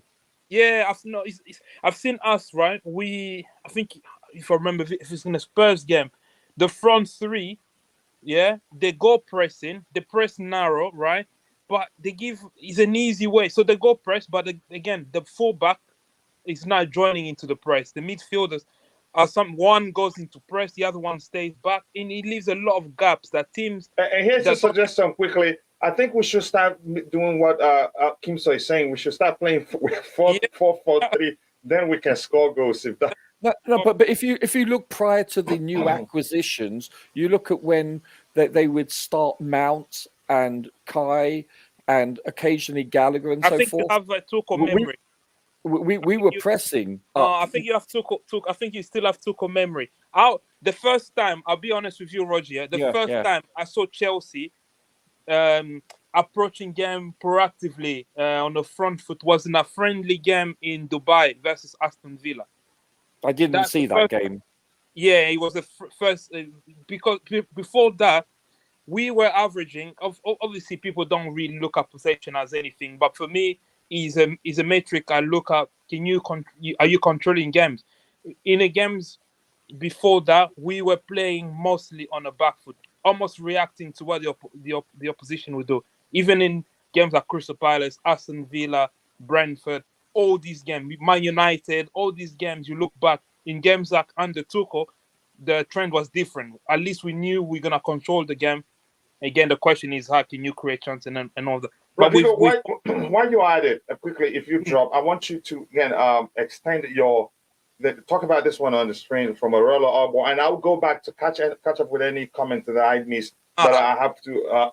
It says, how do you score when you don't play the traditional striker? I think that to me, I have an answer to Easy, this one, but let me start with you, easy. Rodrigo. yeah, how do you score without traditional strikers? Yeah, like what is it easy? Yeah, you don't need traditional because if you have a traditional striker, I think sometimes it's like if the player is not really good enough in other areas, they just stay in the box. It's like you're playing with 10 Mm-hmm. men. And then, for example, in other phases where he allows the opposition centre backs to have the confidence to step in midfield. I remember when we had Lukaku, right? You'll see the opposition centre back feeling so confident, stepping in midfield, and what create an overload in midfield. because they knew this guy is not going to do anything. He's not going to track back. He's not going to press. He's not going to do anything. He's not going to link up play properly. So traditional number 9 is not a team. A team as a whole should be scoring more goals. That's why you play in the front 3. So those 3, the 3 guys up front should chip in with goals. I don't think you necessarily need a traditional number 9. I personally, this is my personal opinion, I'm not a big fan of strikers or traditional strikers. I find them like a waste of a good. It's restrictive, isn't it? Yeah, it's very like what coach always say. No matter what, instantly, like the players would just think, "Oh, let's launch it to this guy because he's our focal point." Whether subconsciously or by design. Or by design, exactly. Right. So, listen, how do you score if you don't have traditional strikers? You score from the defense line. You score from the midfield. You score from the rotating 3. You know, the only person you cannot rely on scoring is the goalkeeper. Seriously. All joking aside, the other 10 players should all be chipping in. It's simple as that. Did you not watch? Here's the thing. Roger started answering. Sorry, Roger. I didn't know you were still talking. Go ahead. No. My only thing I want to say is, did you not see Man City last year, the highest scoring team, I believe, last year? They didn't have a traditional number 9 per se. And now that they have one, what's going on now? The number 9 has a lot of goals, but they're struggling. Yeah, as a unit. But it takes time to acclimate also. And when they're struggling, and they're trying. If they play strictly to accommodate the traditional number 9, Holland will have 1 million goals right now. Yeah, and they'll probably be in a worse situation. So now I think they're playing in a way for him to adapt to the way they play, rather than him being the main guy for them. And that's why he hasn't reached the numbers people are thinking he's reached. There's times where they will take an extra pass rather than launch it. Because think about the system. Where, for example, we take a Guardiola system. It's heavily based on control, positional play. Sure. So if you're a goalkeeper, right, you have a target man like Haaland. It's easy, not easy, but is a lot of team. What they will do is they'll launch the ball to Haaland, hoping it will knock the ball down on runners, right? But if you play in a system where you rely on control, keeping the ball, that is a waste of a build-up, because there's more chances of the centre-backs winning the header and then your team winning those second balls and launching an attack on you. So you rather, the best way to build attacks, you rather play out from the back, build through the midfield where you have more control. It sounds crazy. Why don't you just launch your forward? Yes, you can do that, but it's counterproductive, because the other team will just take the ball off you because it's easier. The ball is in the air rather than on the ground. Go ahead. Also, if you notice, he's been benching Kevin De Bruyne quite a bit, where he's shall we say, probably managing him more. And if you notice, when Kevin's not playing or starting, at least his contribution is reduced. I mean, seriously. I mean, you could put my little daughter on that team with Kevin De Bruyne on there, and she'd score. He's just he makes it look so easy. This chap, he really does. You need to look. I think people maybe sometimes you need to look at the overall team structure, the overall, because it's not just obviously it's all about scoring goals, but you have to think about. So if you play with traditional number 9, if you go long to him, they lose the ball, your team is not set properly, you get hit, you get those transitions quickly through your team, and then you can concede goals rather than having a major approach to building. But I think what's helped this Haaland chap is the perfectly weighted passes from Kevin De Bruyne week in, week out. He's one of the greatest passers I've ever seen. He is that good, so that helps. You're right, though. But don't forget, this chap, he's only going to get better with time playing with this team to adapt. Yeah, but his goals tally will reduce. Yeah, eventually. And you know, he may involve other players. His assists may go up, but he he is a phenom. He's a physical specimen, and he's clinical, coach. He's got speed. Yeah, so he will become an overall better player than he was for sure. being a traditional striker. That's what here's the thing. Totally Go ahead, agree. sorry if you're still talking. No, I totally agree, because God forbid if he gets injured or whatever, or he's resting, you can't rely on one person. He'll become better, as you were saying, by involving other players, for sure. Yeah, he'll become an overall better player. Yeah. Here's what I wanted to add to that argument. To simplify it for to people who wants us to start playing with a traditional striker. When you play with a traditional striker and he's on the pitch, he's the pivot. Maybe call it the pivot, or you could say he becomes a point of reference when your team gets to the final third, or when it's time to score goal. Everybody, again, hardly the number 9, the number 10, number 8, the wingers, the defenders, they always try to find him. And sometimes the coach don't even need to say that. It happens subconsciously, because you have a traditional number 9 who thrives when you get the ball to them. And when the opponents, again, when you end up building your team around a single individual called the number 9, because if you make it in a design, that is train your team in a way that whenever you're playing it, they try to find him. Once opposition mark him out, you're done. You struggle to find goals. But with the modern approach, a fluid approach, you have, like, even when you have, for instance, 4-2-3-1 or whatever structure you have, again, however you set up at the back, the front line, whether you call it front 3 or front 4, it's fluid. They interchange, which means it's not up to one single individual to produce goals. So you have more chance to score more goals. And remember, we signed Lukaku. Yes, he started well, but we learned a valuable lesson the moment he got injured. The moment he got injured, we started creating more chances and even scored more goals in his absence, if that makes sense. So that's why modern football, just like every other thing in life, is advancing. People, as the world advances, football evolves too. Managers find a better way to structure a team and then do well. But go ahead, Roger. You wanted to add something to that? I just want to say one thing. A person like a true number 9, the advantage is, other than he scores goals, is he will garner attention from the centre backs, which will leave other players open, more open than previously. That's the only advantage, like a Diego Costa, when you had, like a Willian. Diego, you could say, is more than your stereotypical number 9, isn't he? True. Yeah, of course. But he was clinical, and he was good at holding up the ball. So that's the advantage of playing a number 9, I believe, is it does open up more spaces for the other 2/3 players. That's the only advantage that I remember of prototypical number 9s. That's all I wanted to say. Let me catch up with the chat. Yeah, go ahead, Rodrigo. No, go on, catch up with the chat. No, go ahead. If you had something to say, go ahead, Rodrigo. I just wanted to mention, obviously, the conversation is more of a general number 9, but I wanted to bring it back to our gaffer. We don't even know. I wonder who that could be.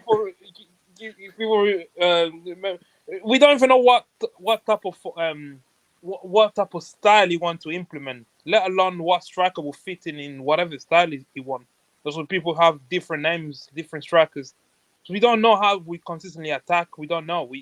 Are we a team that just cross the ball in the box? Are we a team that wants to win the ball high up, press teams? We don't know any of that. So we don't even know what type of striker will fit with what he's trying to do. I love the picture you have of Graham Potter here. He looks confused. Looks like what's the Chuck Norris?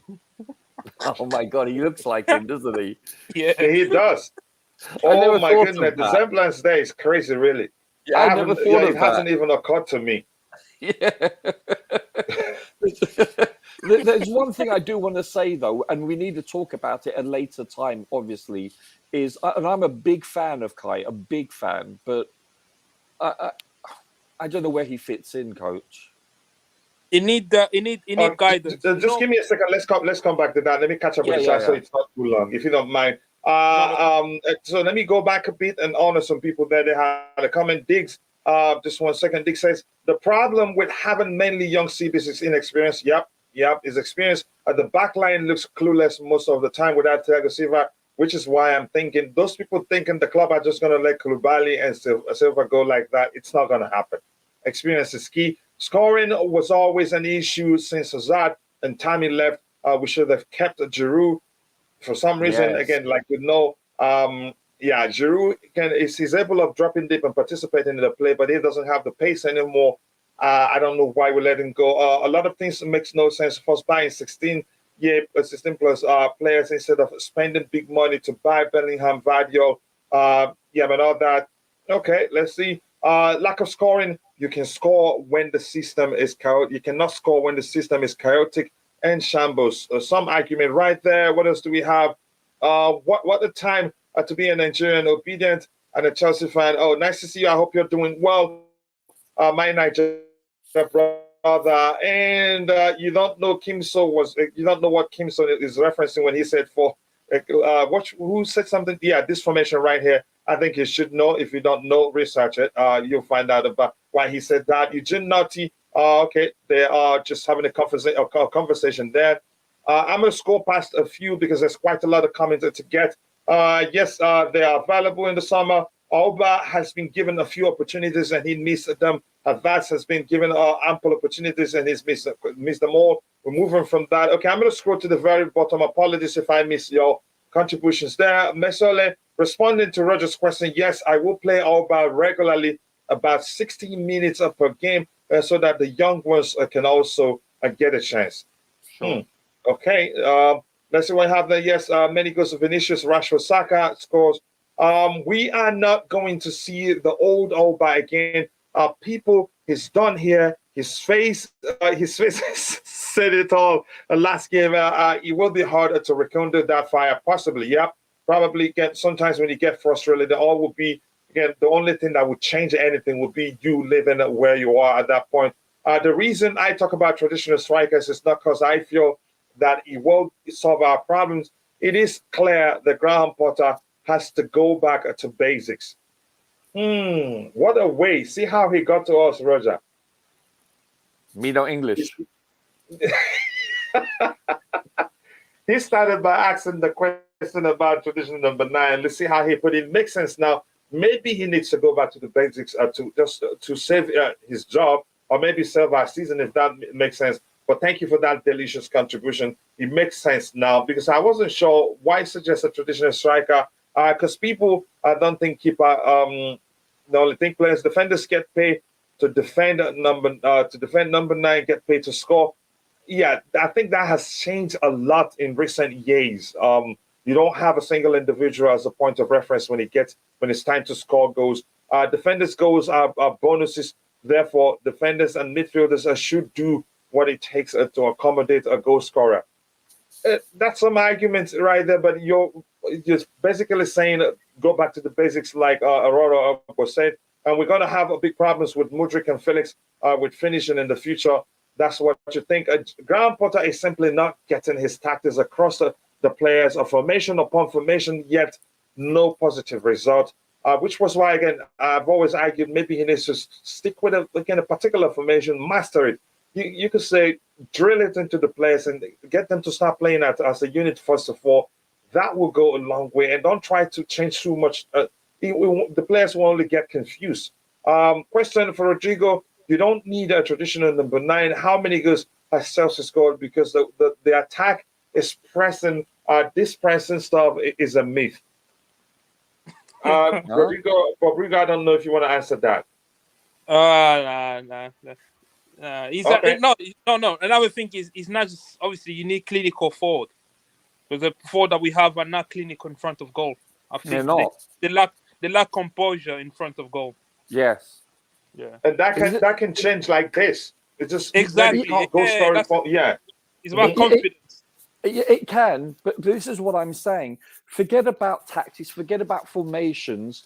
Regardless, when you have players that have the opportunity to put the ball in the back of the net and they're shooting straight at the keeper or hitting the woodwork or missing the target, not As even if the goalkeeper is the target. Yeah, exactly. Or not even testing the goalkeeper from corners. It doesn't matter about that stuff. It matters about the lack of being clinical. This is the issue.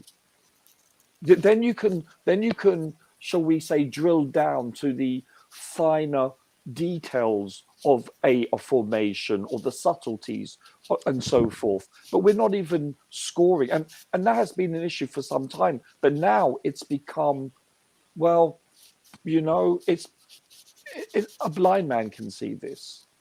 It's so apparent. It's irrelevant of what the coach is doing. I'm not defending him. I'm being honest. Our players are 1 in 83 shots have been converted in 6 games, and as the 1 in how many?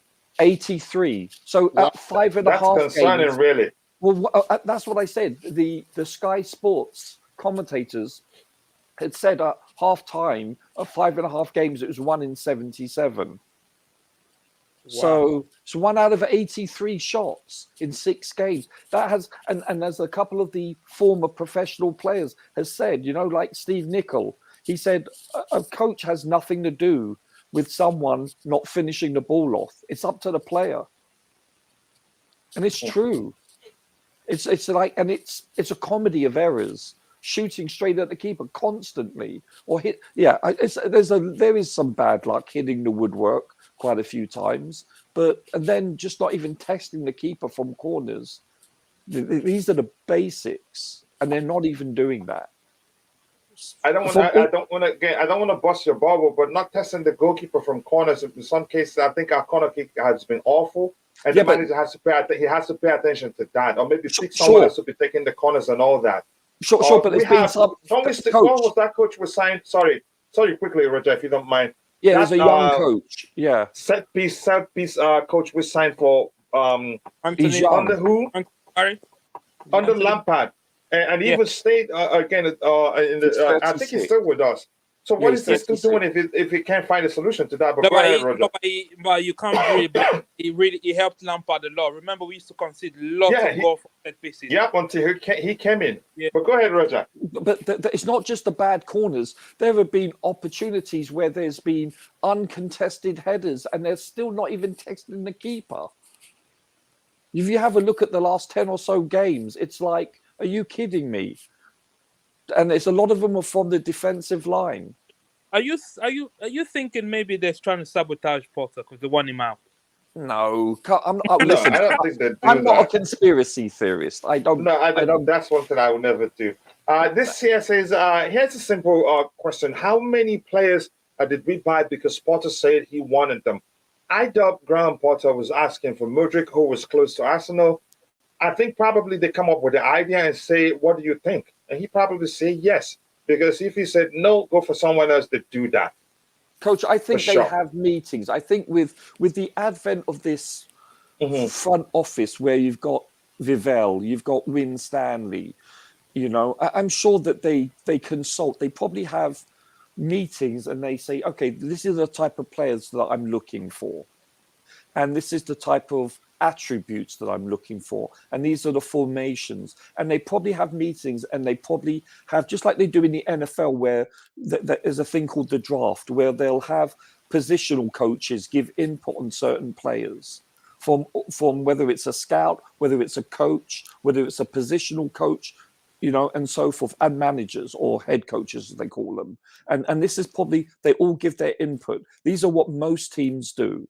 So I'm assuming, and I hope that has taken place multiple times with not just Potter, but his positional coaches, his assistant coaches, and Vivell and Winstanley, and their scouts, and they will talk about these kind of players and which ones will fit. And then it's up to the people that are negotiating whether they're able to obtain these players. These are the things that usually transpire. Yeah, I don't think they assign the check if the manager says they don't want a particular player. But you would hope so. I hope so. That's what I believe will be the case. Except you don't. For instance, you won't have Mourinho. And he says he doesn't want a player, and you sign a check and buy the player. He'd be public about it. And he wouldn't play him. He would not play him. He wouldn't play him. Yeah. So I don't think it makes sense that if Potter was here before they start looking at any player, they would consult him at least just to respect him. Even if they're bent on getting the player, they would say, look, we want to get this player. What do you think? And it would be difficult for him to say, I don't want him. Maybe. I don't know. If he says he don't want him, I don't think they still get him. Otherwise, they'd fall out. You would hear something that shows he probably doesn't have a hand in signing this player. And Leon says, hey, we want to give him time, but we just, again, buy good players and hope he gets them taken. Maybe. We don't know. I'm tired of talking about a traditional number 9. Yes, coaching, tell to them what is fluid mean. Thank you so much for saying that. I thought Havertz as false 9 is a perfect decoy. No, he's not. He worked at some point. He looked as if that was the case when we had Timo Werner. He again, you can say he created lots of spaces for Timo Werner to come in from the flanks. I think that was on the front lap battle. So, but that's by the way. And Timo also creates chances for him in the Champions League final. It was Timo Werner's run that created the space for him. Havertz's problem is discipline. I think the coach should tell him to instruct. In what sense? So sometimes he drifts a lot. He goes on the right, he goes on the left, which is good. But that's why it's a fluid approach. If you want to argue that, but go ahead. Let me get what you're saying. He needs to know when. So basically, there need to be some triggers in the game. So for example, just making this up, whenever Sterling get the ball in this zone, Havertz, make sure you run back into the box, because there's many times where there's no one in the box because Havertz forgot that he has to go, but he's actually supposed to be playing through the middle. He's good at what he drops. Go ahead. I'll let you drop. Sorry, apologies. He doesn't go back. He doesn't go back into position. He doesn't. As a centre forward, you need to be positioned between the two sticks, because whenever you get a chance, you can score. Because if you're a winger, you see the way a winger approaches the game. The winger approaches from a certain angle, where the goal, he has to curl in the ball or we have to cut in. By centre forward face the goal, right? So Havertz need to know, like sometimes when I've done my link-up play, I've dragged the centre back out, I have to make that last-minute run back into the box whenever these triggers happen. So Sterling has the ball, for example, I have to run. Or if Felix has the ball, I have to run back between the two sticks.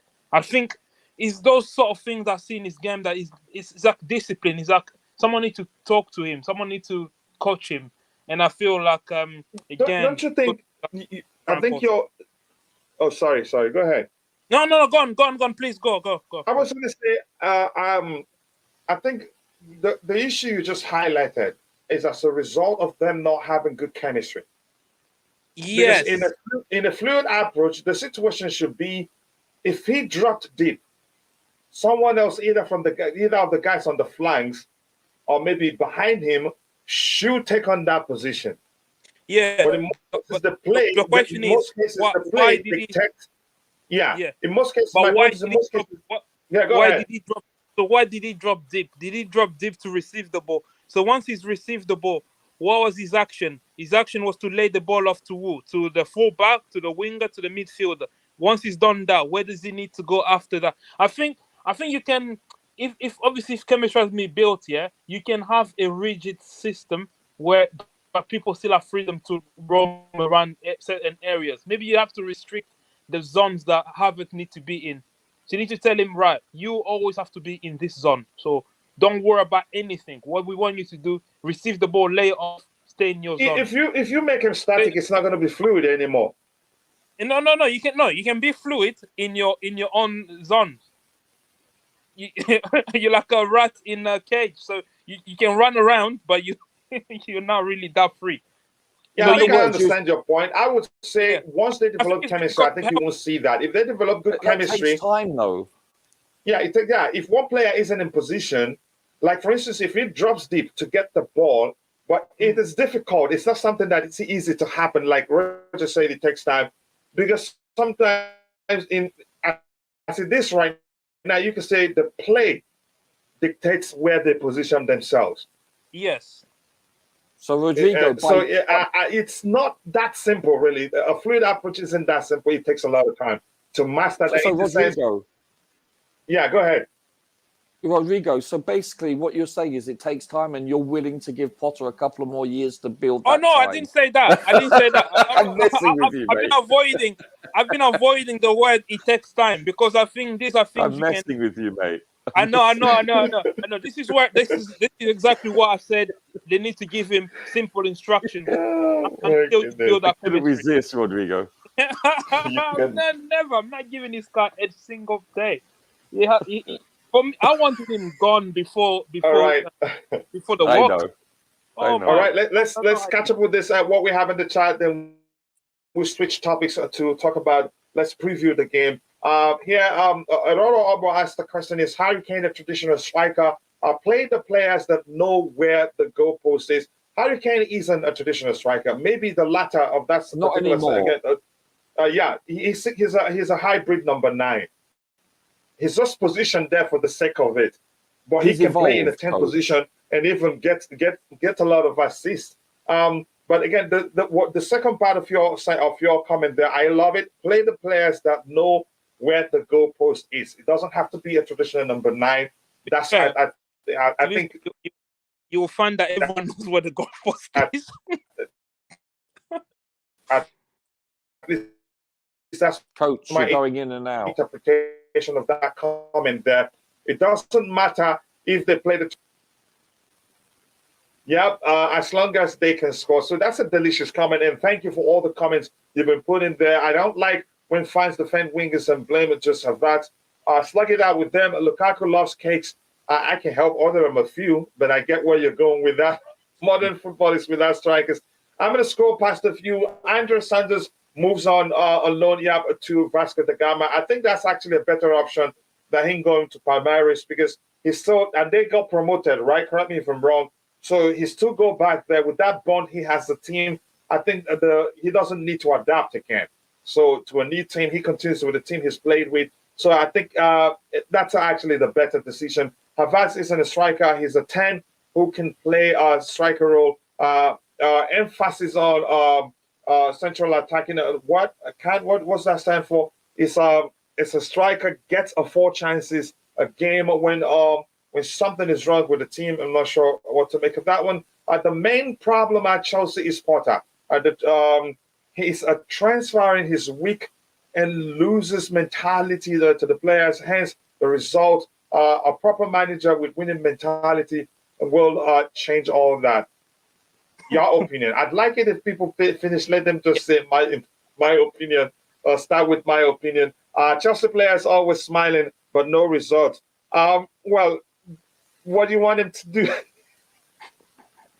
Cry. The cry. There's more to foot. There's more. Again, they have a life too. Aubameyang is not happy because you could argue that. And again, I think we could have handled it differently, but we don't know what's going on in the team. But that's, by the way, Tino Ellis says, "Come on, Chelsea! Come on, Chelsea!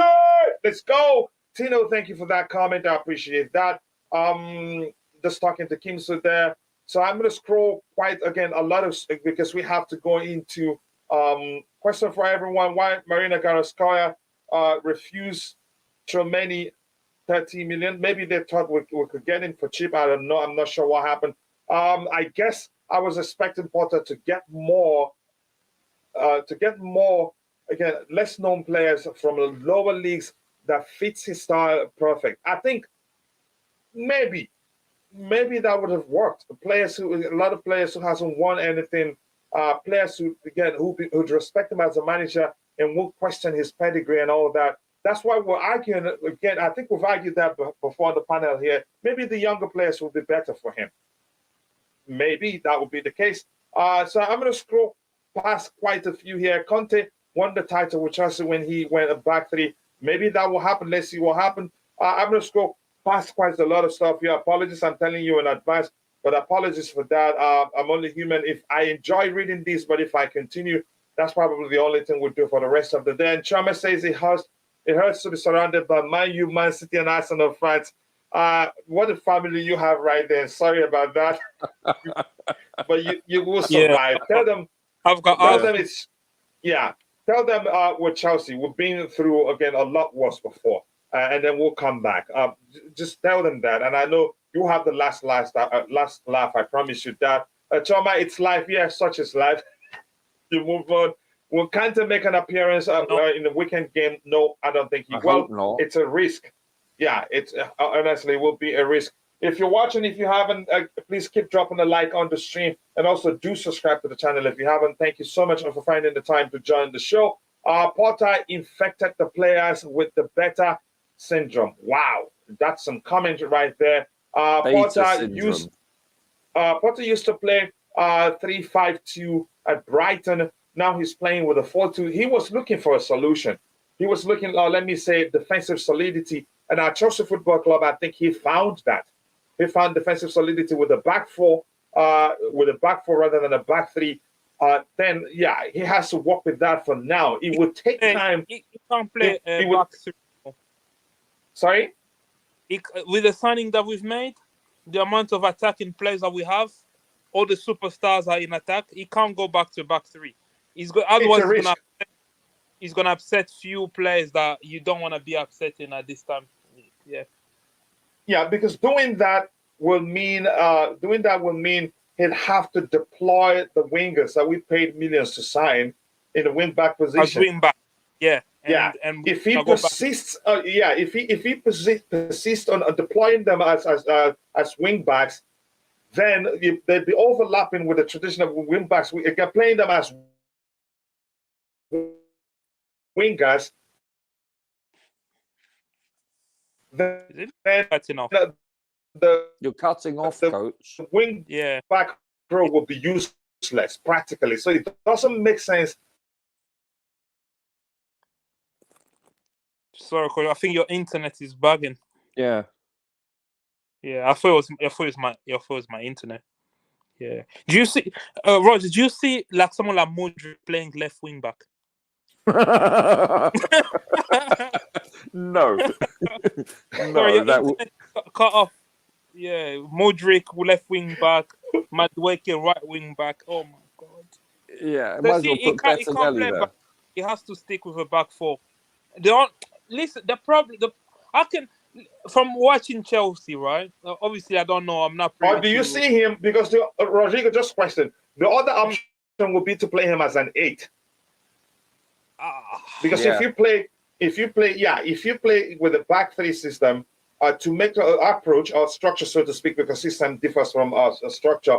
If you play with a back three structure, then to properly again then you move from the structure now to the system. That is the application. You have a problem. If you play with a back three structure and still want to play wingers or wingers, the roles will be overlapping. My biggest issue with back three in a team that don't press high up enough and are not trying to win the ball high up is that it turns into a Conte-esque back three where it's a bit boring to watch. Exposed, mate. Yeah, I think if you want to play like that, you have to almost go into Tuchel's recipe book and see what he was doing with better player. Maybe it would work. Wingers. Wingers has to play at wing backs. Yeah. What do you think of a 4-3-3? Yeah, I'm happy with that. I think the issue we have, right, when we play 4-3-3, midfield, we need to be compact in midfield. The gap between the long DM and the 2-8 should not be too big, like what we saw in the Fulham game. I think the 4-3-3 Fulham game. You mean? Yeah, he played 4-3-3 with Mount. Oh, I'm sorry. Yeah, but the last game we played, had you noticed, the midfield was getting overrun. Ruben Loftus-Cheek was far too forward. A conversation that we might have in coming days is Felix is an unbelievable player. Yes, but he's not a goal scorer. Not even that. He lacks the discipline to drop into midfield and hold the position there. Because what happened is, if you play 4-2-3-1, the two sitters have to be very good defensively. Sure. Yeah. Otherwise, you will need your 10 to be good. That's what Mourinho. You see, Mourinho. That's what he sold Mata. When Oscar was playing, because Oscar is a hard worker, Oscar would drop into. Oh yes, Oscar is the horse. I love Oscar. But Mata didn't have those defensive work rate to drop into the 10, because otherwise he didn't have the size or the speed. Yeah, you play team that play with 3-man midfield. You have 2-man midfield. You get overrun. That's what we have. I think that's the issue we have with Felix now. Is that because Enzo is now very like Let me catch up with a few of the stuff. Sorry, You, go ahead, you give Rodrigo. You were still talking. you give I didn't mean to Potter a cut you off. few more years and he'll work with him. Don't worry, Rodrigo. No, Yeah, no way. I think I just feel like we need to be more compact as a team. Yes, I agree. We're too easy to penetrate. Like I don't know. Yeah. I just watched. Can I just say something, Coach? I just 2-3 nights ago I watched the game again, our last game. And to be honest with you, the thing that stuck out the most was our midfield or lack thereof. That's the thing that stuck out for me. It was glaring, in my opinion. Yeah. Did you not find the same? I think Felix could have. element? I think this is where I found the same. people might not like to hear. If we didn't watch the same game. Go ahead, Yeah, Rodrigo. exactly. Sorry. Where gives you Sorry, Rodrigo? You broke up, right? Yeah, he broke up. It's your turn. All right, let me catch up with what we have in the chat. We need, again, to win for all the matches. We need to win the remaining games. It's going to be difficult if if we drop points, it's dangerous. Coach, morning in work here, busy. What's the topic? Quite a lot. It's a mix. Chelsea Blue, nice to see you, brother. I hope you're doing well. Please do let me know you're doing well. Do we really have superstars in the team? That's the list of my concerns. I think we have a few. The superstars from the countries they're coming from. Lots of them are the best. Chelsea problems are founded in the government and football authorities handicapping the club for years. I think right now our future is in our own hands. We have to do things right to do well. I don't think, Coach, the last time, and Bobby Big Up, it looks like you're very busy at work. Coach, the last time Chelsea scored 3 goals, we played 3 at the back, and almost started at both of them. Okay, maybe we should give it a shot. Potter doesn't have the balls. Cajones.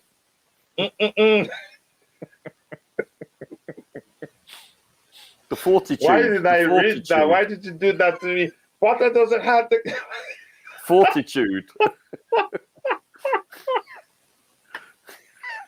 Coach, you're killing me. And see how quickly I read it. Yeah. Potter doesn't have the cojones against egos, and that is costing us games, as well as a big character of a manager would change the system to the strength of the team we have. We have 10s, really. It's always Chelsea that gets targeted almost every season. There's something about them. Yeah, Bobby's correct, and you and Bobby will be good friends with that. Rodrigo, if a back three, Bobrigo, if a back three brings a result, so be it. Chelsea is in desperate situation at the moment. Relegation setting loading. Wow, settings indeed. Coach, as I said to my Chelsea friends, Potter has to play a midfield 3. The double pivot is not working again. No. Zakaria 6, Enzo, and maybe Kovacic, Kante, or Mount to pair them. Here's the thing. I think that structure is designed to protect the defense. Those are 2 6s. It's designed to protect the defense. And if you're going to play with, again, what we call a 3-man midfield, I'm guessing in a situation like 4-3-3, right? Or 4-3-1-2 or 4-3-2-1. Sure. You can restructure it up front there to accommodate the 10 or whatever you want to do. Here's the thing. You need a traditional DM in that role. And if you're going to play with a 4-3-3, Enzo has to be on the left-hand side. He shouldn't be the one in the middle. So Zakaria in the middle. Sorry? So Zakaria in the middle? Possibly, or someone else, but I'm not sure who. His thing is not, again, I don't think he'd do well if he operates from the middle in a 4-3-3 structure, if that makes sense. So it's not a simple structure to implement if you don't have a traditional DM to protect the defense very well, if that makes sense. Yeah, but I get your argument. Big up, Kachila. Big up to my bro, DJ. Nice to see you. Much less respect to you. Rodrigo, yep, Roger, Bobrigo, and people in the...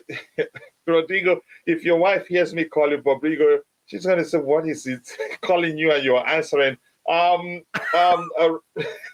Yeah. Roger and Bobrigo and people in the chat, is this Potter has been sacked stream? Only joking.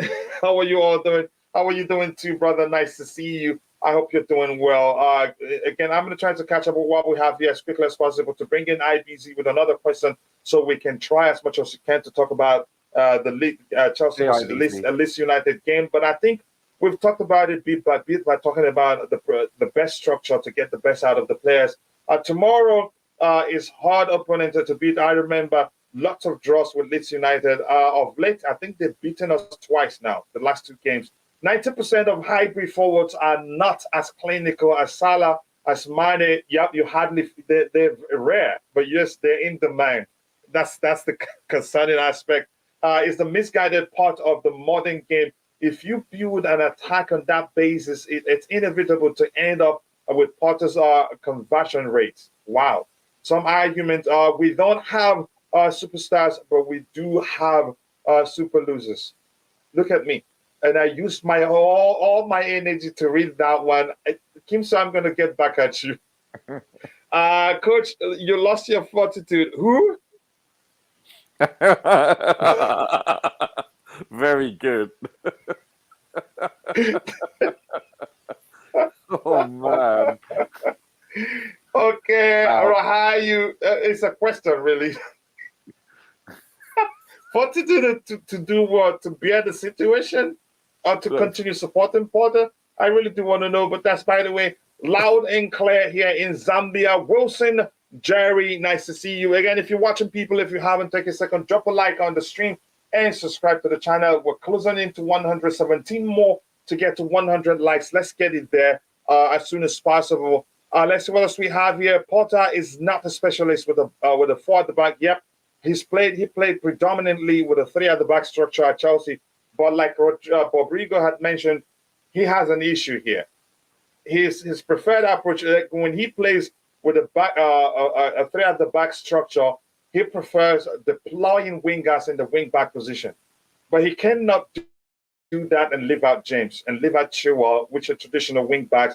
And also maybe he cannot also do that and play Modric in the left wing back position or play Madueke in the right wing back position. He's creating the problem. So switching to a back three creates a serious problem. And if he starts with, again, Ben Chilwell on the left and Reece James on the right hand side, how is he going to accommodate maybe as 8s?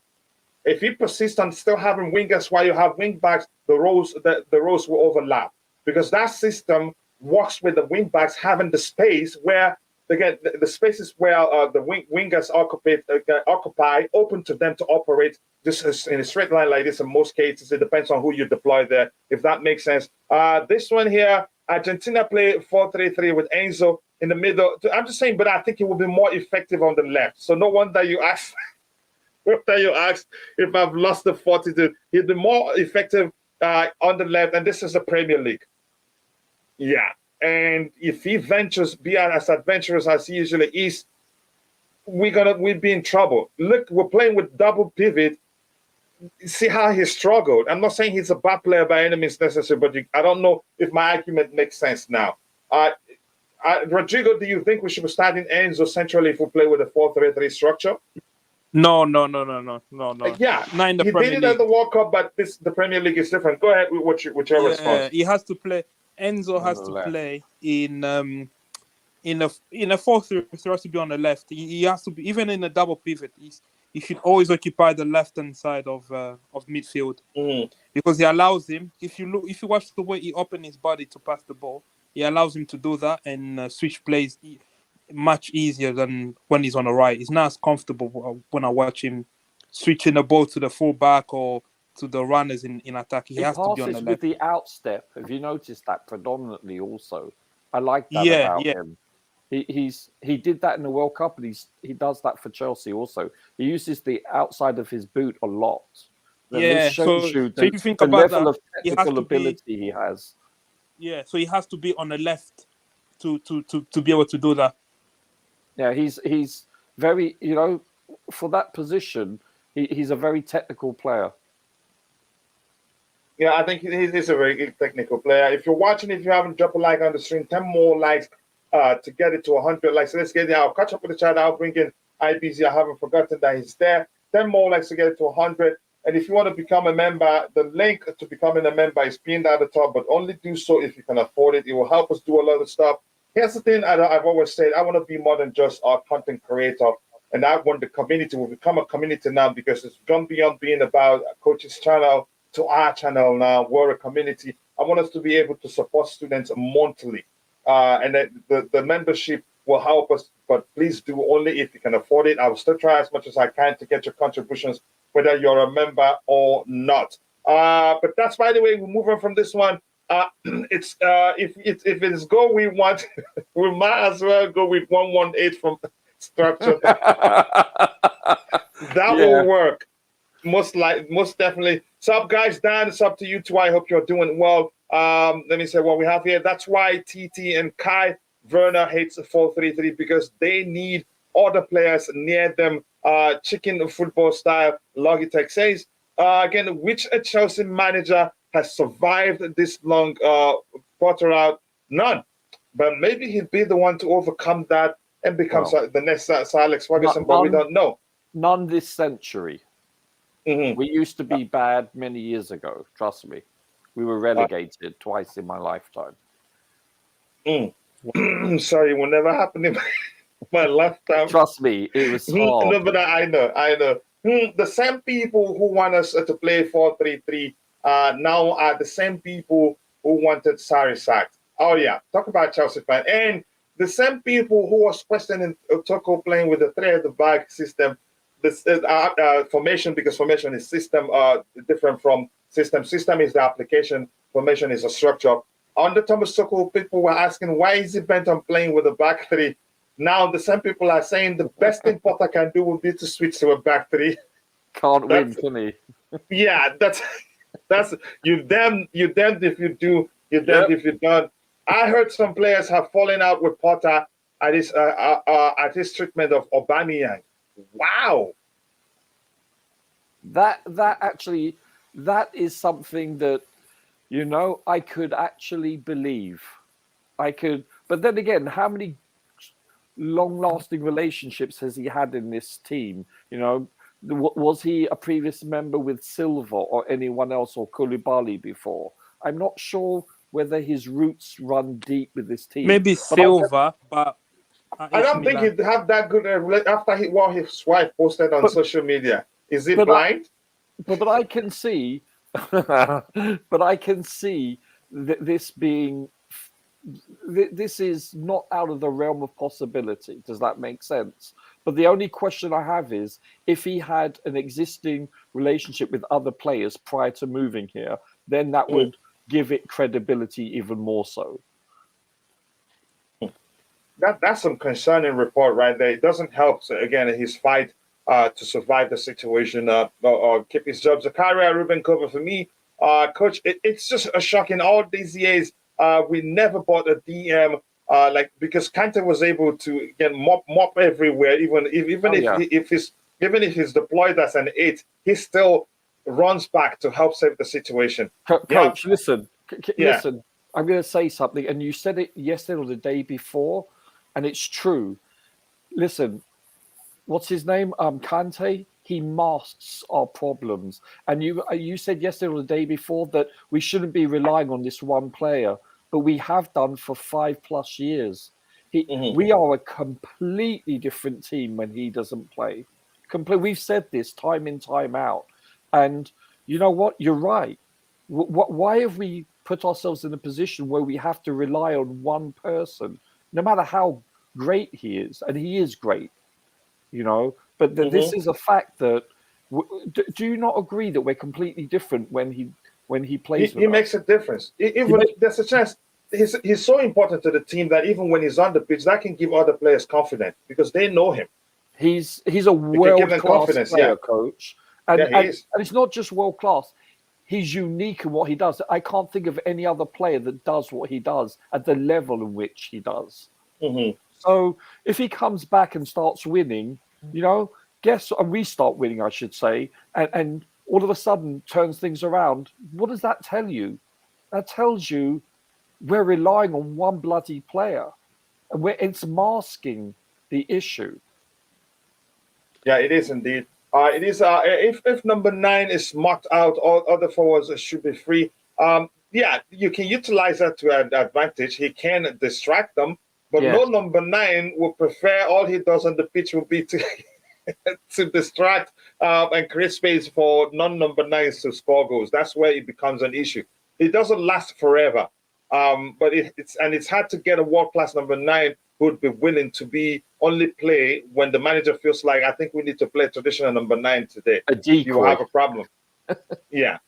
Coachella, you can play 3-4-2-1, or you can also make it a 3-4-1-2 to accommodate a 10, if that makes sense. James and Chilwell or Kukurea with 2 wingers and 2 forwards. Yeah, you can do that.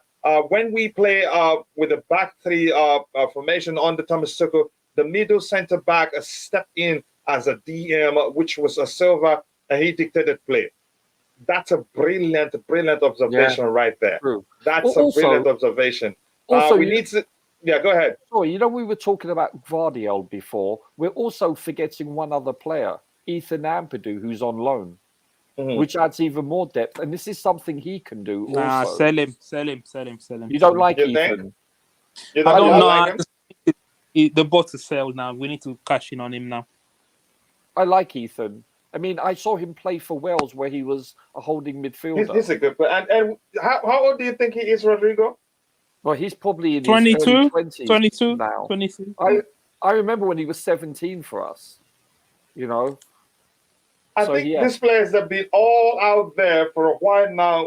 Whenever you call their names, some people think they're like 40 because of how long they played high-level football. Let me 40. see. Yeah, so no, but I'm serious. You know what I mean? Yeah, of course. Because they've been there for a while now. Well, Ethan is just 22. I wouldn't say sell him because I've seen what he did even at 20, at 19. He's an intelligent footballer, really. I like him. Yeah, just give him time. But the question is, will they agree to be going out on loan year in, year out? I think he'd probably decide to leave. But that's by the way, I was going to ask IBT his thoughts, but let's talk about the game. I'm going to start with you, Roger. We don't have too much time now. I think the formation must suit the best 11 players you have, not the opposite to get the best. Yeah, exactly that. But we've had the argument as to why playing a back 3 won't be that simple. You'd have to change quite a lot. And I'm concerned that there's a chance if he switches to a back 3 structure, players get confused as he tries to again, it becomes more work to even get them to play that and play it well. Maybe, but he'd have to, some players, there's a chance if he starts with a back 3 structure, then Mudryk won't be on the pitch, Madueke will not play. So Madueke looks like he can play in an 8th position. But Madueke, to utilize his pace, he has to be on the flanks mainly. If that makes sense. Chelsea was shambolic under Lampard, and Tuchel saw the problem while on the plane and played the back 3, and the rest was his history. Elite manager with elite mentality, Chelsea all the way. I think both Zakaria and Ruben Loftus-Cheek are going to succeed as single pivot in a DM. Maybe Zakaria Loftus-Cheek, no. He doesn't read the game so well. It doesn't. It takes too much of the risk for my liking. It would take time for him to adapt and not risk too much. What are Ampadu's stats in Syria? He's been underachieving. I haven't looked at it, but again, the whole thing may well come down to the team he's playing in, if that makes sense. Remind me again, Michael Oliver is... Roger, again, Rodrigo, you take that one because I'm starting Roger with the game with a question regarding the match. He's definitely against us, 100%. But like I said, I think we're gonna beat this. We're gonna beat Leeds. Yellow Rodrigo, card. don't say that again, please. I don't want to hear that from you. Don't even go to the extent of saying you have a vision. Don't say that. We have to win eventually. Come on, we can't keep losing. You say this every week. Because a broken clock is right twice a day. Yeah. All right, let me look at this quickly. Mudryk doesn't start ahead of start. He doesn't. I think starting Mudryk needs time. After all, the two remains, he hasn't played for months due to the conflict, Russia-Ukraine conflict. He needs to prove himself. Yep, I agree with you.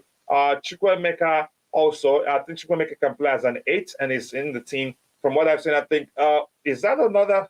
Oh, the petition to fire Graham Potter is garnered 47,415 signatures on that Potter out petition. That's more than the bridge. I heard it The reached bridge 60, capacity. Coach. I think Sorry? someone was. I heard this morning it reached 60,000 or something. It has reached 60, probably. Yeah. Yeah, it grew so fast, and as more people get to know about it, and yeah, it can get worse. And the YouTube short I created about that, I didn't add the link there. I intentionally didn't do that, but it's not like I'm sabotaging Potter out campaign, but I'm not part of it anyway. I'm not even on the bus. But I You do want bought us the to change ticket something. first class, Coach. First class. You can have champagne service, Coach. So he must have seen the old one. So Roger, let me ask you this: they say Graham Potter has just 2 games to salvage the season. No, to save his job. This one, do you think it's one would win? Would you want us to show you recent get the team's recent form head to head and all that? You want to see that? We first? lost 3. We lost in the first couple of games. We lost 3-0 against them under Tuchel. Remember? Yeah, the last 2 times, they've beaten us 6-0. Yeah. So I don't know. Yeah, the first one was 3-0. The second one at home again at 3-0. So yeah, 6-0. So What I don't know. formations did we What do you use? think? Do you think he Wait, wins no, this one? we didn't lose 3-0 to Leeds. Or we Yes, we did. I mean, we lost. Yeah, once, not Oh, twice. no, we Right. We beat them 3-0. beat them the other one, so to speak. We lost 3-0, one of them. So Yeah, the beginning 3-0, of the not 6. season. Yeah, but We we beat beat them. them 3-0 in May 11-22. But in August they beat us 3-0. Yeah. Yes. Mm-hmm. So sorry, I I was think mixing something up. we'll beat Maybe them. I'm seeing double. Go ahead. The reason I'm so convinced I will beat them is because they're so weak. I can't take you seriously, man. No. Go ahead, Listen, Rodrigo. this is different. If it was Leeds under Bielsa, the way they used to press so high, I would be so scared because they're different. They're not No, pressing. that's when I'd like us to play against them. I know they play high and they play high octane football on the Marcelo Bielsa. But the truth is, we struggled to play against them. I think we're already having issues then. We're already having issues before that time. But go ahead. Okay, they play 1v1 marking all of the pitch. They used to do that under Bielsa. They don't do that as much anymore. And they miss a lot of chances. They're not as clinical. They're literally almost as bad as us. Yeah. How about Charity FC? We definitely got. If we can't beat Leeds, I'll be very, very surprised. Southampton is different. We actually have a bad history of losing to Southampton at home in crisis seasons. We've done that before. This one, I think we're going to beat them. I'm so convinced. I'm actually going to bet on this one. Roger, do you think we're going to beat them? Me no English. I have no confidence, Coach, because in order for us to beat them, that means we have to score. And man, scoring is as rare as finding a good woman. It's that simple. It's so rare. I don't know where you're looking. But good point. I have no confidence in our players right now. 0. Have you not been watching? We can't hit the side of a barn. We can't hit the butt of a car with a handful of sand. Yeah. Thanks for the image, Coach. No, I have 0 confidence in our scoring ability. Yeah. People, if you're watching, if you haven't taken a second, drop a like on the stream. We have, again, just 7 more likes to get it to 100 likes. We haven't hit 300 likes since the transfer window shut, but that's okay. At least 100 will do. Please keep dropping the likes on the stream. It says the current team cannot even handle 1 goal deficit. And that's just the truth. Without caving in for a second and maybe a third. Sounds like a Leeds are winning by 3 goals. Wow. And Thomas wow. Bays, could Modric play win back to get more speed on the field? If you're going to do that, but be rest assured he's not going to contribute much defensively. I don't know. What do you think, Rodrigo? Yeah, that's the thing. I don't think it will. I don't think it will. It will be. You remember the Brighton game at the Salzburg game where you have wingers that don't contribute much defensively. How open you'll be on the flank. Remember how disastrous that game was. The Brighton at home, even the Salzburg. I remember we had the stream was saying Salzburg didn't really took advantage. They didn't take advantage of the gap we're leaving in behind the fullback. Because if you have someone like Modric playing wing back, no way, no. Doesn't have the defensive awareness to do. It's not just about being fast, because you need to be aware when to defend, when to go back. He doesn't have This it. is what's cost us lately. This is why when we played against Dortmund and then previously our last game, he's turned to a far more mature team. This tells me he's under pressure. This tells me he's reverted to the old tried and tested coach's mindset, playing experienced players. And this is what he's doing. Yeah, so you have the answer to your question. It's going to be difficult if he wants him to contribute defensively. He said if he plays with 2 6s and instruct the 6 on the left-hand side to always pay attention to Modric movement in case the opposition want to counter our attack, then he can drift to the left and cover that space. That's a good solution. That's where 2 6s come into play. Then that is true. There's more signature on that petition than we have in crowd attendance. Button needs to sort this out. It's been quiet also. In the last days. Usually that is not good signs. It's not. Yeah, we haven't heard that much in the past few days. Why we walk up before every game? Why we talk before every game that must win? If we cannot win games, we cannot win this. Every game must be a must-win game. It's as simple as that. I doubt we'd score in one of those American football goals. Damn. Oh my goodness! I want to go to heaven.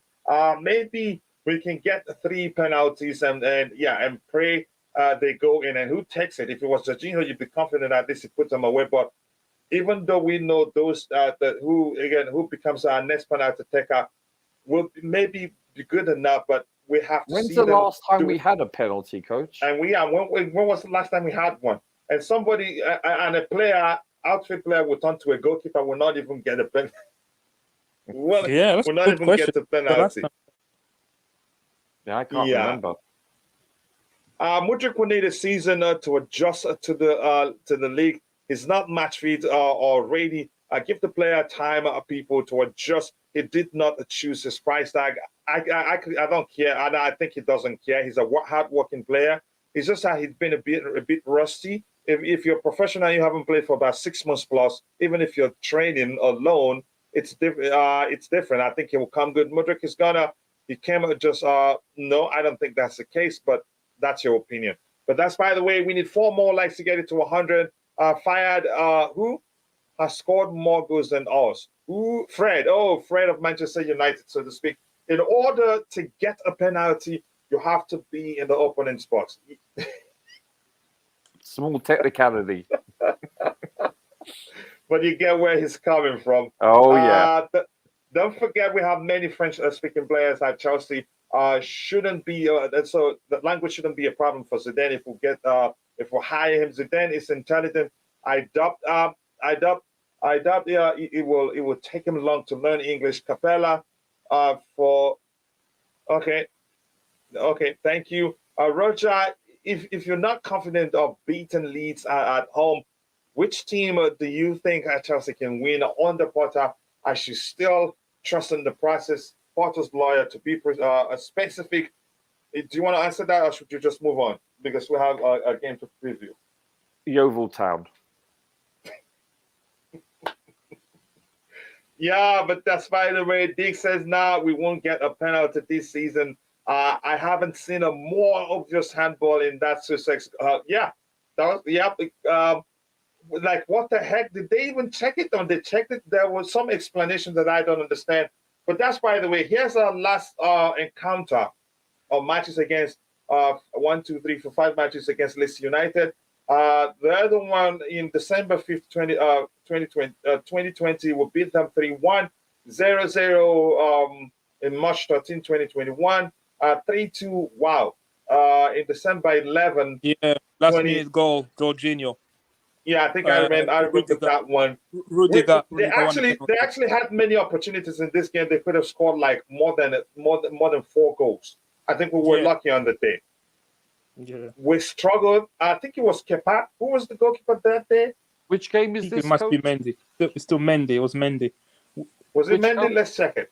Which game are you talking about? Leeds United. 3. Again, Oh, Yeah, I remember watching that game. I think, it was horrible to watch, really. this is the one where Mendy made the mistake, isn't it? Where he kicks the ball. What was that? Oh, it was Mendy. No, It no, looks no, like no, it that's it. because his rating is 6.7. The mistake you're talking about, that's the away this season. What game was that? We played This one- with 2-8 and yeah, go ahead. This one, we won 2 penalties in this game, actually. I remember Jorginho we scored both did? of them. Oh, I think he scored in the last minute. Rudiger was in the box. I don't know what he was doing there. Got a good And then he memory won the of penalty. being. Someone kicked him. Yeah, and then And in we were on May, that bad form. I think we drew the previous game to. I think no, the game after this we drew 1-1 to Everton. Everton under 18. yeah, we should get the lead against Leeds and not give I think we'll beat them by 3 that lead goals. away, so you We'll can lead definitely us beat up them to by the 3 table. goals. You're killing me. 3-0. Bobby. Sorry, We'll beat them by 3 goals. you're starting again. Things Yeah. are definitely bad if Town is the only team we can beat in our situation. Hold on. I Hold on, didn't DJ. say that. DJ. Roger said that. GJ, Not Yeovil Town B team, by the way, Mhm. not the So- A team. Yeah. So look at it, and then the 3-2. That's goals galore. But in May 11, 2022, we beat them 3-0. By the way, I knew what I was doing. I said they beat us 6-0. But again, this one is in August. That's the one probably under Thomas Tuchel. That was horrible. So head to head, we've beaten them 4 times and they've beaten us once, and we had 1 draw with them. And here's what we have here. I think they're actually better than us in terms of we're ranked 13th in goals scored per match. They're ranked 12th in goals scored per match. So yeah, they are better than us. 1.2, and we are 1 goal per match. And we haven't scored in the last 3 matches. Haven't scored in 2 away games. So yeah, so if we score, then we're gonna win. We're gonna win this one. If we get even a single goal, it looks like that is we're more likely to win if we get a single goal because they struggle to score in away games. But this is Chelsea, Charity FC. Okay, apparently we have Rodrigo there. Rodrigo has the most shots on target. Oh, I thought you were talking Target about per me. match for Leeds United 1.4. Wow. And he's out. Yeah, and this is the last one we haven't scored in 2 home games. So, Rodrigo, your thoughts in this game? I haven't actually this. Do you think we can win this one? You start saying your prophecy thing, it scares the heck out of me. No, I'll tell you what. I had a vision we were going to beat a team wearing white. I didn't. That's what I said was Spurs, but actually, it's meant to be Leeds. Well, it's not Real Madrid, that's for sure. I saw that. What I saw happened? Your vision about us beating the last team we played. What happened? It was Tottenham. That's what I said. I saw a team in the vision wearing white. I thought, oh, white. Oh, yeah, that's Tottenham. But actually, the vision was for Leeds United. Tottenham, you're killing me. Oh my goodness, that's hilarious. Even worse, Roger, them thing we're so bad. Yep, it's concerning. Leeds will score 6 own goals. The confidence is scaring me. And I haven't seen any day that we're so confident about the game we end up winning it. It hasn't happened for a while now. Yeah, I That's don't by have the any way. confidence, coach. I don't blame you. But Roger, quickly looking at the stats here, the statistic we looked at. Your thoughts. What do you think? That just forget about how you feel. Put your emotions aside. Do you think Sure. we're most likely to get the win here? Do you think they beat us? Just give me a second while you talk out the back. Well, I would want. Listen, we're going to need a lot of help from the crowd. I think we're going to need them to really be behind us. Will that be the case? Possibly not. And rightfully so. I get it. What we do need is we need to be on the front foot. We cannot concede first. We have to do the fundamentals, the basics, and I'm running low on that. It's now that we're missing Silver also. That's not exactly helping us. We cannot afford to lose this game, but don't we say this every week? So it wouldn't be the worst result if we got a draw. That would at least, quote unquote, stop the bleeding, or at least to a certain level. We still need surgery, trust me, but that's what I see. Worst case, it has to be a draw. I think if we do lose this, then I think the pressure ratchets up. Can I ask a quick question? Do you think Enzo starts this game? I think he starts. He's had a Yeah. few days off. How many days off? So it will be 7 technically, I guess. Yeah, I He think just looked. I know he had a bad game at the last one. It wasn't him. bad. He looked leggy, coach. Yeah, no, Did he you not- hasn't. Again, he didn't measure up to the standard he showed. Maybe. Yes. Do you know he's broken the record as the most dribbled pass player? Yeah. And Yeah. give away the ball too many times, and the majority of that happened in the last game. So he had a bad game overall. You could say He's compared human. to He's the games young. he's had. But go Yeah. ahead. You can't. He's not perfect. I don't put any blame on him per se, because listen, he's coming. He's wearing a lot. He's come with a big price tag. Even though I don't believe that's too much of an issue for him. He seems mature beyond his years. I think he's just burnt a bit. Maybe he needs a rest. Mentally as well as physically. I don't know, but he was glaringly slow on the last game. He just looked like he was running in a soggy pitch. Looked like a heavy pitch for him. Just disappointed, but he's so young that you have to be patient with him. And listen, he's quality. There's no doubt about it. So I don't know, coach. This team needs to.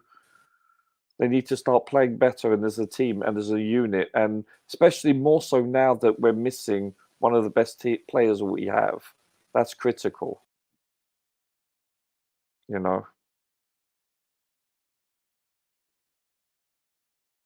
Is anyone there? Rodrigo, you there? I think my internet's playing. Can you hear me? Yeah, I think we lost coach.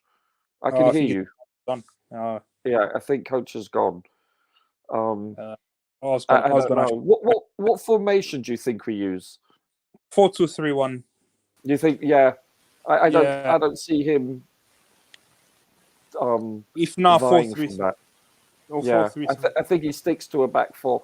I think it was to the point where it was every week I couldn't guess what he's doing, but he's become so consistent now with the back four.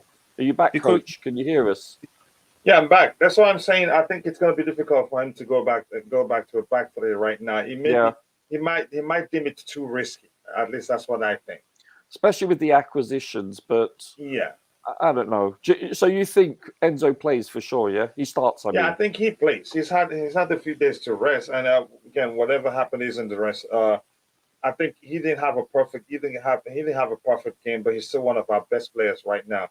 Sure. How you see it. No. Yeah. So do you think Sterling, from now on, since that he's healthy, I think my worst fears have been met, and that's that Sterling starts over Mudryk each week now. I wouldn't argue against that if it happened, but I think I find a way to accommodate them both. We didn't pay that much money for Mudryk for him to sit on the bench. because the Yes. more games he plays, the quicker he adapts. Exactly. Yeah. I don't know. I think I didn't know Rodrigo is a football prophet now. But if he says we're Look gonna at win, that if you wanna picture. if you Look at wanna that bet profile against that. pic. Look at that picture. That's a great Uh picture of my yeah. client. What if Leeds wear their away kit? Rodrigo, you see that? I'm sure. Are you paying attention, Rodrigo? They play Yeah, with that's the yellow, problem. don't they? Then your prophecy will be nonsense. I just got off the phone with Mark Cooper, Yeovil's manager, and he said they have better things to do before slamming the. He doesn't want to have that conversation. But that's by the way of the results. You don't have to type them one by one because I was beginning to get concerned. I thought maybe you were really sick. But that's by the way. The only thing the crowd will be behind if this weekend is protesting the project. Wow, that's something serious. 3 losses in a row with 2 against a possible relegation teams at home would be hard for Potter to overcome. So he better start winning. I agree with that, Roger. Chelsea need a crowd backing for confidence in players. Yep, I don't think we should protest inside the stadium. It will hurt the team if we do. If this was another game at Ellen Road, it would be a loss thanks to the raging atmosphere and backing. Wow. They have Did I an read that? I think I amazing. did. They have an amazing crowd atmosphere. hmm You know, they Win have against Leeds. Yeah, go ahead. they have a small stadium, and you know what? It sounds like it's 80,000 people each time. They're amazing fans. Yeah. Win against Leeds United. I am still Potter out. Not good enough to me. If he wins the Champions League, maybe. But because those 2 games don't That's tell not you going to anything. happen, coach. It could happen. Never say never. Did you think we'll win it in 2012? I No. don't think you did. Exactly. No, I didn't. So No. yeah. So this is what I mean, Roger. Even with the injuries, we have to we have with Takante and Silva, an elite manager would still get a tune. I think, let me just say, we should still be doing better. Do I think a tune? Because when you say a tune, it comes across you're saying we play, we won't see No, the I know what he disjointedness means. we see. But I know what he no, let me means. pull his leg a bit, please. No, you know what? We should listen with the people that we have on paper, and I get it. It's not played on paper. I get it, but this is on paper a formidable squad. It's a very impressive squad on paper. You know, but sadly, it's not played on paper. Otherwise, we'd get the So it's quadruple. going to be a difficult one. I want to Tyler. Yeah, I want to say the battle Tyler Adams and what's his name, Enzo Fernandez, maybe. Let's see, because it's going to be the midfield. The battle there will be interesting, really, if we're being honest. But that's why let me catch up with whatever we have. There's an update I want to share saying Liverpool, they're getting confident about signing Mason Mount, and I'm not surprised. At Really? this point, I expect him to leave the club. No, your worst fear would be Pulisic starting and Starling moving to the right. Really? Okay, let's see. Got to disagree with you, coach. Yeah, you have every right to. Good managers wouldn't select a player based on price tag. Our best is Starling. No, I'm saying I'll find a way to accommodate them both. That was what I said. I'm not saying if bench Starling for him. No, that wasn't what I was arguing. Starling, and we needed to invest in his confidence if we wanted to survive this crowd because he's showing confidence now. Every team is looking at us like a plate of food. Maybe we should embrace that underdog role until the rest of the season. And I think Bobby Fairview did say something similar. Maybe he says he sees us winning games soon because teams will come at us with confidence that they're going to beat us. Then we end up winning. I am curious why rival teams don't play with a 4-4-3 because you don't need goalkeeper against us. Yeah, that makes sense. Saran, it's almost like Potter has already started excuses even before kickoff. We need to get these out of our system. We need to learn to live with Potter if they don't fire him. This is our average squad except Kante, Reece James, and Thiago Silva.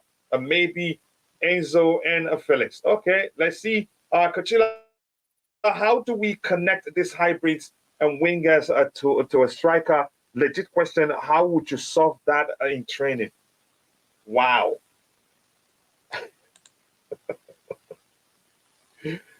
How would you connect these hybrids and wingers to a striker? Hmm. You're talking hybrids. You're talking about the hybrid. Again, players we have. Then we need a striker who isn't your stereotypical striker. For I think a good example. I hope that's answering your question. A good example would be Dacho Fofana. He's a striker who's capable of playing on the flanks. Nkunku is one. He's a striker. Maybe that's the only type of striker we need right now. I don't know. Roger, you want to help me with that one? I think Bobby intentionally made sure this question is not easy, straightforward to answer. How would you connect these hybrids and wingers to a striker? So you get to the byline and you cross it, to a striker. It depends what type of striker. We don't have, if you're looking at Fofana, okay, you're looking at someone that he's not the smallest, but he's not the biggest. Okay, he should be able to dominate in the air. So you build patterns. It depends. You flood one side or you flood the other. And I don't think it's going to happen on the break because we're a possession-based team for the most part. You do what we've been doing. If you look at the last 3 or 4 years, the only difference is that we don't have a clinical number 9, or we're not clinical up front enough. We win. We'll take away the games that you beat 4-5-0 against the lesser teams. We're talking about playing against the big teams. When's the last time that we have, shall we say, put away a lot of goals versus an elite team? It seldom happens. You look at Real Madrid, they just put 5 past Liverpool. When's the last time we did that? Or against City, or against So your point is that I think, do you think it will work if we get a traditional number 9? It's possible. Like if we had hypothetically Haaland, would he make us better? Probably. Let's be honest. But we will provide him what he needs to make us better. That's where the question lies. Well, yeah, service. Do we have a, like a Gundogan or a Kevin De Bruyne? No, we don't. Those that provide the excellent services. Yes, that's amazing. So they're some of the best in the planet. So we lack that to a certain degree. Here's what comes to mind to me in terms of, because part of the question, how would you solve that in training? First, you have to start by making the traditional number 9 you have to know it's not going to be all about you. Sometimes if you find the situation tight, let's use it to our advantage. Draw the defenders to yourself and create space for your to other players on the pitch. They will make you. I don't know if you get what I'm trying to explain, Roger. It doesn't have to be about you. Yeah, exactly. So you should learn to play with your teammates. When you don't score, create for your teammates. You don't have to stay there and wait for it. I think it sounds easy, but I don't think it's that easy, because the player will have to now adapt to the way you play, if that makes sense. I want my Chelsea back. I think we'll come back. Francis, calm down. More importantly, I hope you're doing well. A big up from Ireland. Nice to see you, brother. Chelsea still have to play City, Liverpool, United, Arsenal. I'm afraid things aren't looking good. Maybe we need to, again, I get where you're going with that. Sit back and counter. If we had those players you mentioned, I wouldn't mind doing that. Result is important, even if it's a 1-0 win. Getting a win would do the team a world of good. Yeah, no question. Again, it's wrong because it's simple. Wingers must have ability to score. Every player on the pitch, like Roger would argue, from nothing. If they cannot, they're not players of a top level. It's as simple as that. Well, we have a conundrum for a while now, and Potter has the same issue at Brighton. We have hybrid forwards and no striker, but when we play a striker, it's the same problem. Yeah, because probably we don't service him. Because but you know what though, to compare Brighton to Chelsea the manager is himself not prefers fair. a fluid average and probably maybe struggles to get the players to play around the striker. Yeah. In what sense? Go ahead, I'm listening.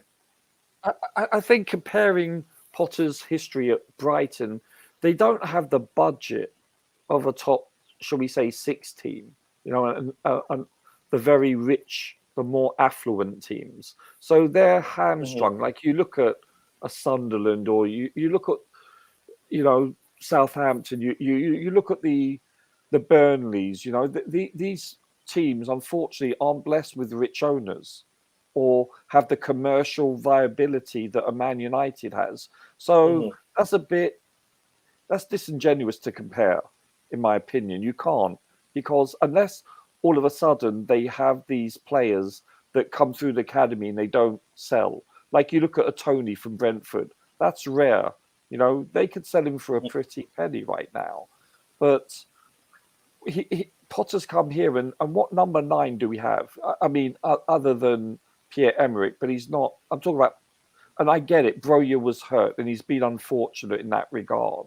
But we don't truly have a number 9 to compare with. I know we have Fofana now, but he's very young. He's very immature with experience.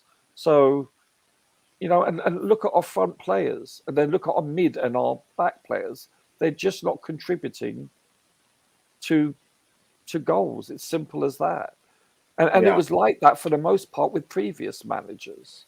It's been like that for a while now. We've struggled, and listen, Man U have been quite. When I say lucky, I don't mean lucky in the truest sense, because they obviously have recognised him as a young player and have built him through the ranks. I'm talking about what's his name, the Man U player that's on fire right now, the England international. Rashford, thank you. He is basically, without him, he's been their saviour the last 10 or so games, 20 games, whatever. He's been El Fuego on fire. What happens if he had been injured, not played for them? They would be in the quagmire also for scoring. So you need, they're lucky, and I mean that in the politest sense, that they have him. We don't have that right now. Yeah.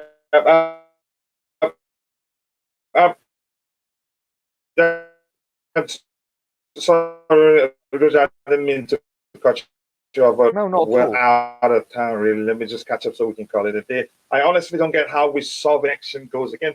This one here, just quickly, I want to round up right now. De Bruyne is overrated. Okay, good. I'm not going to even continue reading it again. I get Bielsa as a coach. Nope, sorry, I don't want him, but it's not up to me. Matt Bowler says is the issue that Cam you've been calling for. I think part of it. Yeah.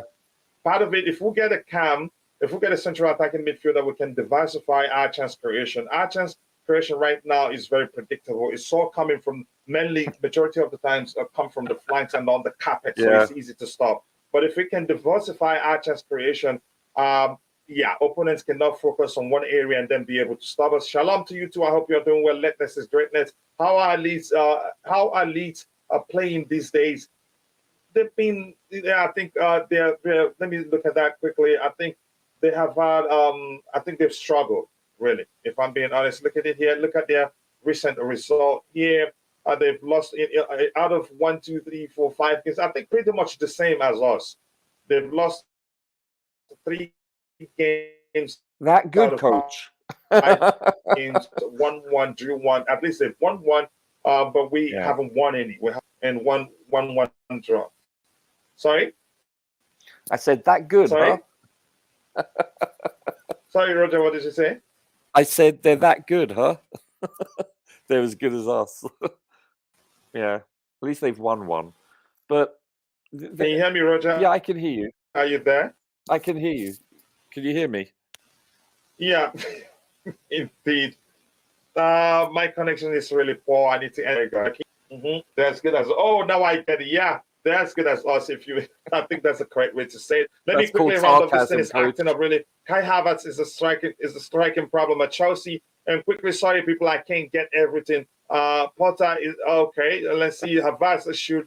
Okay. Apologies, I cannot get everything, people. Unfortunately, Roger, my comments are at a formation system level. The way Potter sets up a team, de-emphasizes a striker and relies on height. Yep, that's just a more complex way to say something we've said a billion times here on hybrids. He doesn't play with the traditional number 9. No, he and his doesn't. experience was exactly the same we're having now. You must be good. Simple is that again, Rodrigo. All those players are good. Manchester United midfield are better. Chelsea need to sign again Wolfsburg a striker. I am Agbaye. I think I'm going to check him.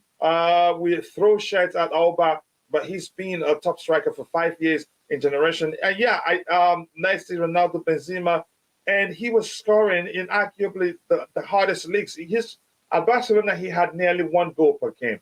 And I think we can all agree the issue isn't down to him, if that makes sense. Roger, thank you for all the updates in the private chat. I wasn't actually paying attention. When No you problem. see De Bruyne and all that, I am beginning to think I want Lukaku back with the camp and the DM and No. Enzo. I don't want Lukaku back, and I don't think the club does that. Coach, Mhm. we need to address it one day, because the BBC reported, I can't remember who the source was, but Giuseppe, their, I guess, general manager, has said that he's returning to Chelsea at the end of this season. Yeah. I think in the evening show today, probably you don't usually have time for that. I think we'll talk about that too. We need to, because it sounded like they want to ship him back, or maybe they're just playing around to get him on the cheap. That's true. But if Mhm. that's the case, hypothetically, if he does come back, we're left with 2 choices. We play him, we have him in our team, Or we terminate sell his him. contract. Yeah, or 2. I guess that's a third option too. But it needs to be addressed, because he is the elephant in the room. Yeah. And in this case, for Modric case, we don't have any other option than to give him time. It's as simple as that. He gets the time. But that's, by the way, this one here, Liverpool are increasingly confident to sign a Mason Mount. Some sources closer to Mount have even described a move to Anfield as highly likely. It's believable. And this one here says, Paul Baba, Brighton CEO, I'm happy to pick up the phone to Chelsea, apart from when it is for our coaches. Yeah, that's probably because the current coach has been linked with a move to Chelsea. I have told the cleaning staff to be careful as well. It's joking now with us. Leeds did beat Southampton at home. Zakaria and Enzo need to start much at their midfield physicality. I think that will go a long way. Sauce close to Mount sounds like his agent, which so happened to be his father, possibly. Yeah, thank you so much for saying that. And Rahayu, I must tell you, I enjoyed all your contributions, so I appreciate you finding time to join us today. Just rumors, it's so new. Let's see what happens. CFC need to book a lot of. Wow! Stop doing this to me. I nearly read it out. Yeah, so true though. Doesn't again? We don't buy Nkunku or Simham and Casado and sell Havertz. Nkunku is our player. He joins us in June. Pulisic, Loftus-Cheek, Starling, Kukurea, and sell. Wow, Luis Garcia, Coach, nice to see you. Yeah, Coach, are you going to do a show? I know we're nowhere near the end of the season, about who do you think is going to be sold. I think maybe a show on that subject would be good. I think maybe we'll do that next. Yeah, maybe that's the next Blue Morning show. I think it's important we do that. Yeah. Who's part of the future and who's not? Yeah. Again, keep us sell. Do you guys think Chelsea got scammed in terms? I don't think so. I think there's a multitude of reasons why we're struggling, but I'm not going to get into that right now. Hello, Coach. How are you? I'm fine. Akim Frankson. Lateness is great. Now, thank you so much, guys. We've come to the end of the show. I have to go help my son get ready and take him to school. Blessings, everyone. See you guys later in the day for the evening show, 9 p.m. UK time. Roger, I cannot thank you enough, brother. It's been an excellent conversation. Thank you. See you guys next time. God bless us all. And bye. Bye, Coach. Bye, you too, brother.